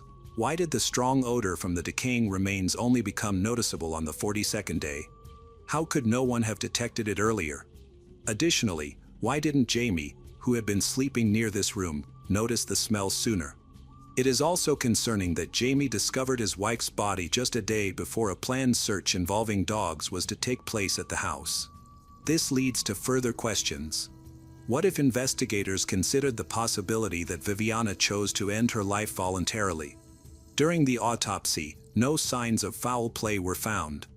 There was some speculation that she might have ingested a drug previously discovered in the house. However, if that were the case, why did Jamie readily accept the idea of his wife ending her life? Initial forensic examination results showed no signs of external abuse on Viviana. However, the unusual position in which she was found puzzled experts. Viviana was lying down with her hands raised and her legs bent awkwardly. This posture suggested that she had not simply fallen but rather that someone had placed her in that position. Her relatives were dissatisfied with the autopsy findings and struggled to accept the explanation of a voluntary death. They believed that her husband was responsible for her demise. In their quest for justice, Viviana's family hired lawyers and filed a lawsuit against Jamie, who remained notably indifferent, even at Viviana's funeral, where he showed no emotion. In December, a lawyer representing Viviana's family assisted in bringing charges against her husband. He requested that authorities exhume her remains for a second autopsy, which was conducted in March 2012 by the Metropolitan Forensic Medicine Service. This second autopsy revealed that her wrists had been previously tied with a rope that had been removed after her death. Additionally, experts theorized that Viviana's body had remained in the same location for an extended period without any movement. They also noted possible minor injuries to her head and neck, which might have resulted from targeted blows, a fall, or strangulation. Despite these new findings, the exact cause of her death remained undetermined, and experts were still awaiting the results of a toxicological examination. The legal representative for Viviana's family believes that the injuries on her body suggest she may have been strangled. However, Jamie's lawyers argued that the injuries occurred because Viviana, experiencing suffocation from poison, instinctively grabbed her neck before she died. In 2015, a new suspect was introduced to the case, Jose Perez Mancilla. Jose, a man who has a criminal history, was born in Puerto Varas. He could not complete his education and had to leave school in the 5th grade to work as a combine operator harvesting wheat. In 1980, Jose's family sold some land and moved to Puerto Montt. Those who knew them said this family was not very social and often had arguments. As an adult, Jose worked as a carpenter. Eventually, he left Puerto Montt for Ancud, where he married Clara Ruiz, and they had 2 daughters. However, their relationship was tumultuous. Due to financial issues, Jose frequently had to relocate, sometimes disappearing for months and then returning as if nothing had happened. One of his daughters described her father as a cruel man who often abused her, her sister, and their mother. She claimed he frequently confessed to committing crimes. Eventually, the family fell apart. In 1999, Jose's brother got him a job at a construction company partly owned by Jamie. Since then, Jamie tried to keep Jose close by assigning him various tasks, leading to frequent visits to Jamie's home. Law enforcement traced a call that Jamie received on the day Viviana disappeared. The call was made by the man believed to have kidnapped her. This call originated from an internet cafe. Employees at the cafe provided a description of the caller. Authorities quickly concluded that Jose had reached out to Jamie. They arrested him on December 8, 2015, and Jose quickly admitted to the crime, stating that he had killed Viviana at Jamie's request. According to Jose, Jamie had offered him 5 million pesos to make Viviana disappear completely. During the investigation of the case, Jose recounted that on the morning of June 29, he knocked on the door of Jamie and Viviana's house, and Viviana welcomed him inside because she knew him well. He stated that he had been sent by Jamie to retrieve some tools from the garage. After she led him to the garage, he attacked her, threatened her, and forced her to go upstairs to the storage room, where he killed her. Although most of Jose's testimony seems plausible, there are inconsistencies regarding Viviana's location. He subsequently admitted to stealing some of Viviana's personal items before leaving to call Jamie and fabricate a story about a kidnapping. As a result of this testimony, Viviana's husband, Jamie, was arrested. His oldest daughter, who was studying in Germany at the time, returned home and defended her father. Jamie's defense argued that Viviana had been a victim of a robbery rather than a contracted murder, claiming that Jose's account was fictional. However, the fact that Jose did not take money from the safe undermined the robbery theory. Further investigation revealed that Jose claimed Jamie had paid Jose in haste because he suspected the police were following him. Jamie gave Jose an envelope with only part of the agreed payment. Despite this, Jose did not pursue confrontation, fearing repercussions. By then, over 7 years had passed since Viviana's death, and all involved had been interviewed. The prosecution maintained that it was a contracted murder, while the defense asserted it was merely a robbery. In 2017, the court reached a verdict. Jose Perez Mancilla was sentenced to 10 years in prison for robbery and the murder of Viviana. To everyone's surprise, Jamie was acquitted and released from custody after a lengthy jail term. Justice system representatives indicated that the prosecution lacked solid evidence beyond the testimony of Jose. Had Jamie been found guilty, he would have faced a life sentence as the alleged orchestrator of the crime. After the verdict was reached, Viviana's family told those involved in her death that this was not the court's final decision. Jamie and his daughters filed a lawsuit against the Chilean state, claiming negligence by officials during various stages of the investigation. Additionally, Jamie's representatives criticized the pressure he faced while in detention and sought nearly 1 million Chilean pesos in compensation each year. Jessica Edens was born on January 22, 1981, in a small suburb of New York State, USA. She came from a large family, with a sister named Diane and 2 half-brothers, Nathan and Adam. Jessica spent her early years surrounded by loving parents and siblings, with whom she developed warm relationships.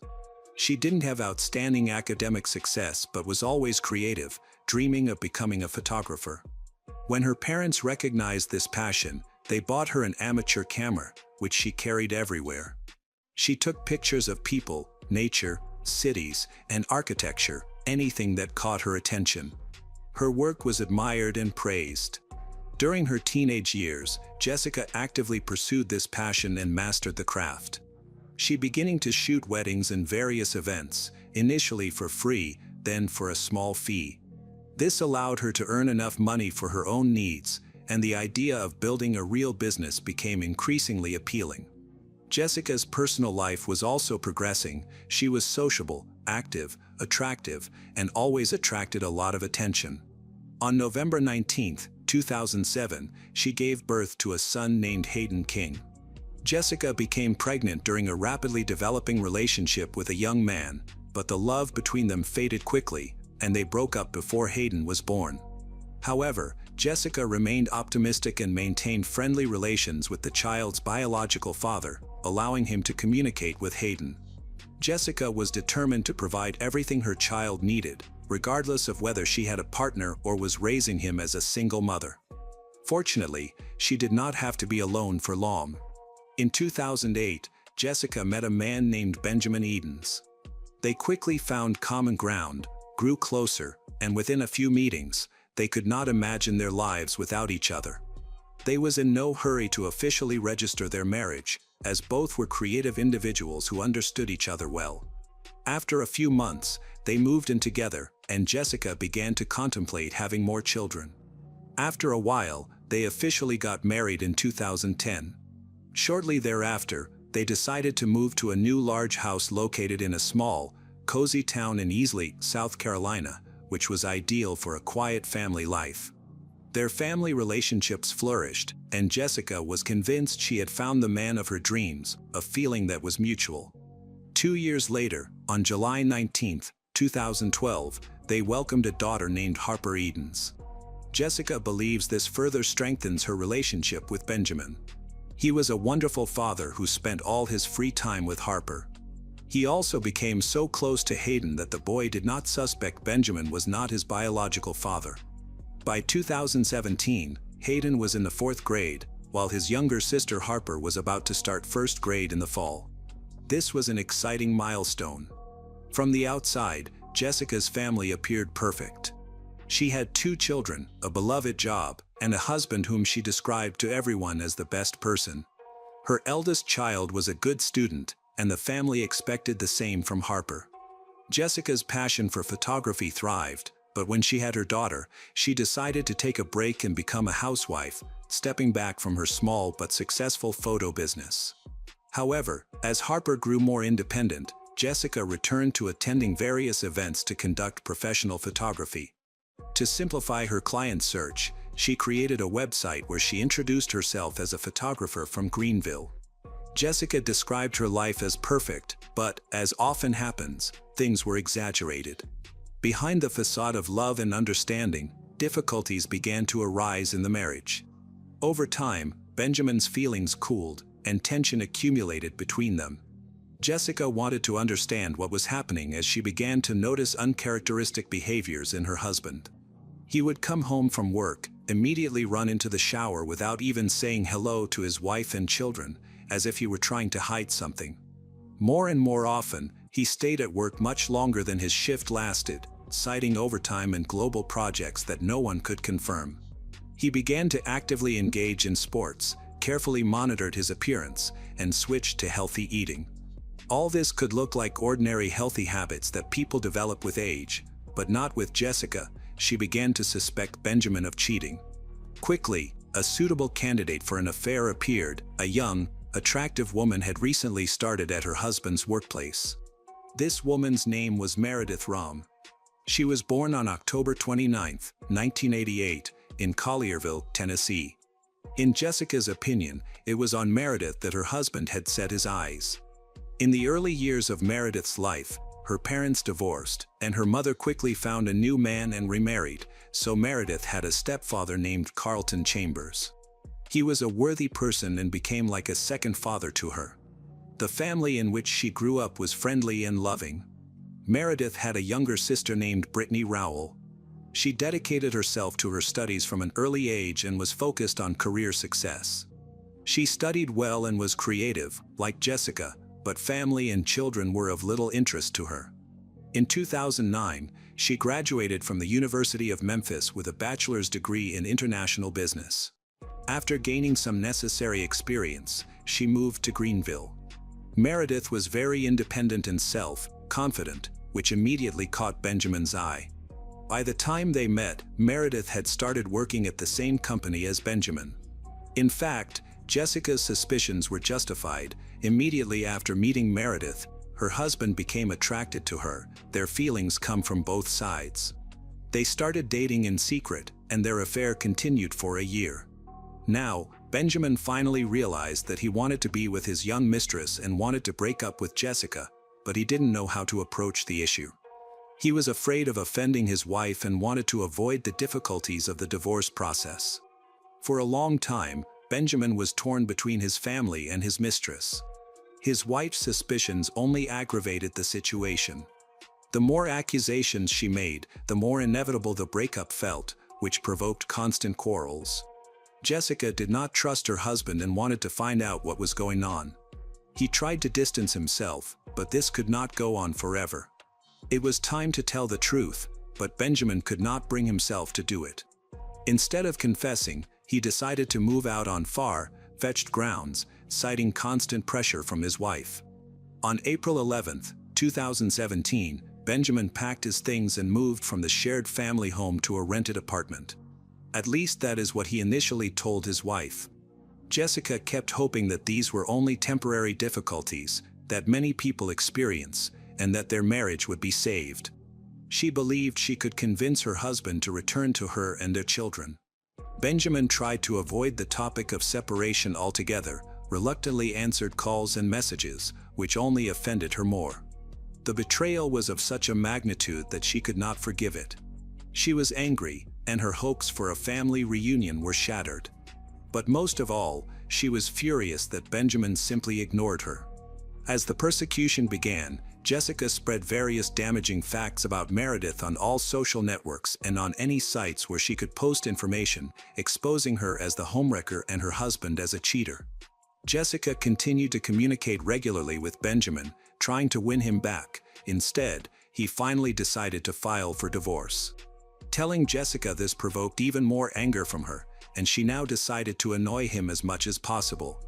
She knew how much Benjamin loved their daughter Harper, so she sought sole custody of the girl. He had always been a caring father and loved the children, including Hayden. Therefore, he was against such a decision. Benjamin wanted to maintain the right to communicate with the children. He did not want to sit idly by. He hoped to smooth over the conflict and therefore proposed joint custody. Jessica was adamant. Against this backdrop, a serious custody battle began, and tensions escalated. Realizing that it would not be possible to agree amicably, Benjamin went to court on July 11th. He wanted to gain an advantage and testified under oath that Jessica was using the children as a weapon of revenge. By this point, Jessica had completely prevented meetings and communication between the children with their father, not even allowing contact through social networks and mobile phones. Everything was under her total control. Benjamin was afraid she could go too far. Simultaneously, Jessica intensified her harassment of Benjamin and Meredith. She continued to post not just hateful words toward Meredith on social media but also used graphic photos and other offensive captions. Previously, Jessica had tried to portray Benjamin's mistress as a family destroyer. Now, even more disturbing captions began to appear. She claimed that Meredith would get what she deserved, though she never specified what she meant. Meredith, the target of the harassment, began to fear that all of this could be dangerous. However, Benjamin insisted that Jessica had no history of violence, so he believed the situation would gradually settle down. He tried not to provoke her further, but it had little effect. The situation only worsened. When Jessica learned about the filing of a joint custody application by her husband, she was furious. Benjamin had always been a decent person, a valuable employee who earned a good salary and had no bad habits or addictions, so there were no serious grounds for denying him custody or terminating his contact with the children. He simply wanted to see them. Now that he had received the right to visit, which Jessica could not oppose. Due to the impossibility of taking revenge, she began to come up with more sophisticated ways to annoy him. Every short communication with Benjamin ended in conflicts and accusations. It was even more annoying to her that the mistress would be in contact with the children. During this period, Benjamin and Meredith regularly contacted the police to complain about Jessica's behavior. In particular, Meredith could no longer tolerate the publications that Jessica made about her daily on various social networks. She starts having problems at work when Jessica tries to turn things around her. Benjamin tried to prove that Jessica's behavior was stalking and very disturbing. Worse, he began receiving frightening messages from Jessica, all concerning the children. It seemed she was trying to intimidate him with ambiguous phrases, and he worried that his daughter might be in danger. In July 2017, after a court meeting, he called the police to check on the welfare of the children at Jessica's house. He described the situation in detail. He felt powerless since Jessica still interfered with the meetings, and he did not want to use force, fearing she would use this in court against him to strip him of his joint custody rights. The officers who responded reported that everything was fine, but the anxiety from the threats continued to grow. On July 12th, they discussed joint custody again. All attempts by Jessica to prevent this were unsuccessful, making her even more furious. During the day, Benjamin begins to receive more disturbing messages from his ex-wife. It was obvious to her that there was no legal way to limit the children's communication with their father, so she tried to irritate him further with her frightening messages. Benjamin contacted the police again and asked the patrol officers to go to the family home to check on the children's well-being. When the officers arrived, they again did not see anything suspicious. The report compiled by the patrolman stated that everything was fine, the family seemed normal, Jessica behaved calmly, and her son and daughter were in a good mood while watching a movie when the officers arrived. At that moment, Jessica insisted that Harper call Benjamin, realizing that he had called the police. All of this became part of her insidious plan to expose him as a liar. While the officer was in the house, he discussed the potential resumption of relations with Benjamin. Jessica denied wanting to reconcile, calling him a traitor who had cheated for a whole year. She couldn't forgive him and intended to use this in court to achieve sole custody of their daughter. She didn't want him in the children's lives. While the officer was filling out the report, Jessica began insisting that Benjamin and Meredith were very dangerous people, especially to the children. She claimed to have suffered from their behavior since the divorce process began and insisted that they were trying to portray her in a bad light. Jessica wanted to obtain a restraining order against them. The patrolman informed Jessica that, in order to get a restraining order, she would have to go through the court process after filing a report. After saying goodbye to the officers, she promised to file a statement in person soon, but that was not destined to happen. The next day, while Jessica's family was out of town, she went to her parents' house early in the morning and took a .40 caliber pistol that they used for self-defense. When relatives heard about this, Jessica warned her father about the need for a weapon, and he was not against it. They did not suspect the scale of the persecution that Jessica had arranged. She skillfully lied, making Benjamin look worse and referring to the persecution from him, that the danger emanating from her ex. Jessica claimed that she could not feel calm at home, she was simply afraid to be left alone with her 2 children. They were easily convinced that Benjamin and Meredith posed a threat, including to the children, and that the weapon would help protect them from what she described as extremely harmful communication. All of this sounded plausible, therefore, her parents had no problem with her needing the weapon for a while. Jessica planned to keep the gun in the house while the divorce process was ongoing. Jessica then sent text messages filled with accusations, now targeting everyone who knew Meredith. She managed to find information about the family and friends of Meredith, copying the messages to everyone, then telling them how Meredith had stolen her husband, destroyed her family, and was now trying to take the children. Jessica obtained the phone numbers of at least 5 friends of family members on social media. It seemed she was immersed in this all day, displaying behavior that resembled madness. She even personally called several people, relaying her story over her mobile phone. Some of Jessica's acquaintances became disappointed in her decency, causing real damage to her reputation. Benjamin also received even more terrifying messages. Jessica openly accused and intimidated him, stating that he would not receive anything, he would not gain access to Meredith and the children. Jessica wrote that because of his actions, he would have no chance of getting any of it, as she would not allow him to enjoy life after what he had done. Benjamin was extremely worried about this information and began to send Jessica message after message, trying to understand what she meant. However, she simply ignored all his questions, which only increased Benjamin's anxiety. He expressed his willingness to go to court for an emergency hearing regarding joint custody of the children, even threatened to try to take the children from her if she did not calm down. Finally, Jessica responded with a short message, "Your life will soon be better." Benjamin was sure that she was just mocking him and enjoying this situation. Jessica claimed that it was the last day she would experience pain, after which she ignored any attempts by Benjamin to contact her.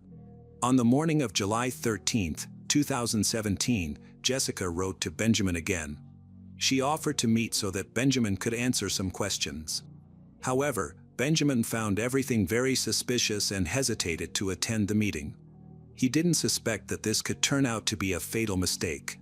Benjamin tried to get her to talk on the phone to understand what she needed and why they couldn't discuss it without a meeting, but this only made Jessica even angrier.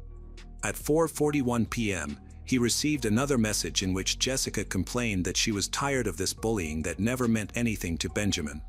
In reality, old accusations and the most frightening threats she had ever voiced since the breakup emerged.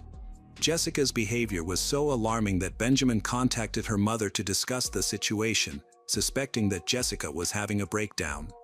He feared she could not control herself, might pose a danger to herself and the children. At that time, he was at work and could not leave. He did not suspect that while he was talking to Jessica's mother, Jessica was already driving to his apartment with bad intentions. At about 5 p.m., Jessica parked her car near the complex where Benjamin and Meredith lived. In the parking lot, Jessica saw Meredith, who had just returned from work and was sitting in her car, distracted by the mail on her mobile phone. Jessica approached her, pointed a gun, and shot through the glass, instantly killing her rival, whom she considered the cause of all her troubles. All this happened in broad daylight. As people were returning from work, the noise attracted numerous witnesses. After the incident, people saw Jessica get into her car and drive away. Neighbors contacted the police, reporting this and clarifying one frightening detail. At that time, there were 2 children in the car with the shooter. Witnesses described the shooter, and the police understood who they were talking about. They assumed that Benjamin was in danger.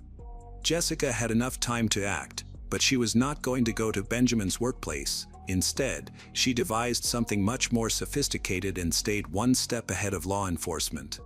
While the authorities were still looking for her in the city and were awaiting Benjamin's arrival at work, Jessica called Benjamin, told him that everyone he loved had left and that she would be next. Then Jessica hung up. It was the last call she made. Police eventually traced the call and went to Easley, 7 miles from the Benjamin home, where they saw her Jeep. The doors of the car were locked from the inside, and the engine was still running. Inside, they found 3 bodies, 2 children and Jessica herself, who was 36 years old. Jessica had persistently called Benjamin in hopes of meeting with him, perhaps intending him to be her first victim. However, he seemed to sense danger and avoided contact as much as possible, often opting to respond via a message on a messaging app. When she received a refusal, she flared up in anger and attacked Meredith, after which Jessica returned home. Near her house, she called Benjamin again. After a meaningless conversation, Jessica first attacked her 5-year-old daughter, then her 9-year-old son, after which she turned the gun on herself. Jessica used the same gun that she had borrowed from her parents on July 11th. During the investigation, detectives found out that Benjamin had been trying to obtain a restraining order against Jessica. He had filed for joint custody on the same day and had communicated with the police officer who came to check on the children. Jessica left 4 suicide notes, 1 for her mother, 1 for her father, 1 for her son's father, and 1 for her husband. In these notes, she expressed her love for her family and her regret for the pain her actions would cause them. Jessica insisted that she could no longer live with these feelings and believed that her children would also suffer without her, so she decided to take not only her life but theirs as well. In the letter to her son's father, she expressed gratitude for giving her her first child and apologized for the pain she had caused. Considering the content of these notes, the police investigated suspicions of domestic violence against the children.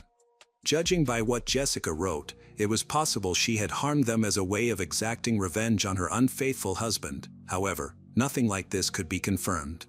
As for the last note left by Jessica to Benjamin, it contained several short phrases in which she wished that Benjamin would experience the pain from his cruel act for the rest of his life. The note also stated that he would not be able to hurt them anymore. Among all the individuals involved in this case, Benjamin was the only survivor. The note turned out to be prophetic. Even to this day, he continues to live with the pain of losing his loved ones.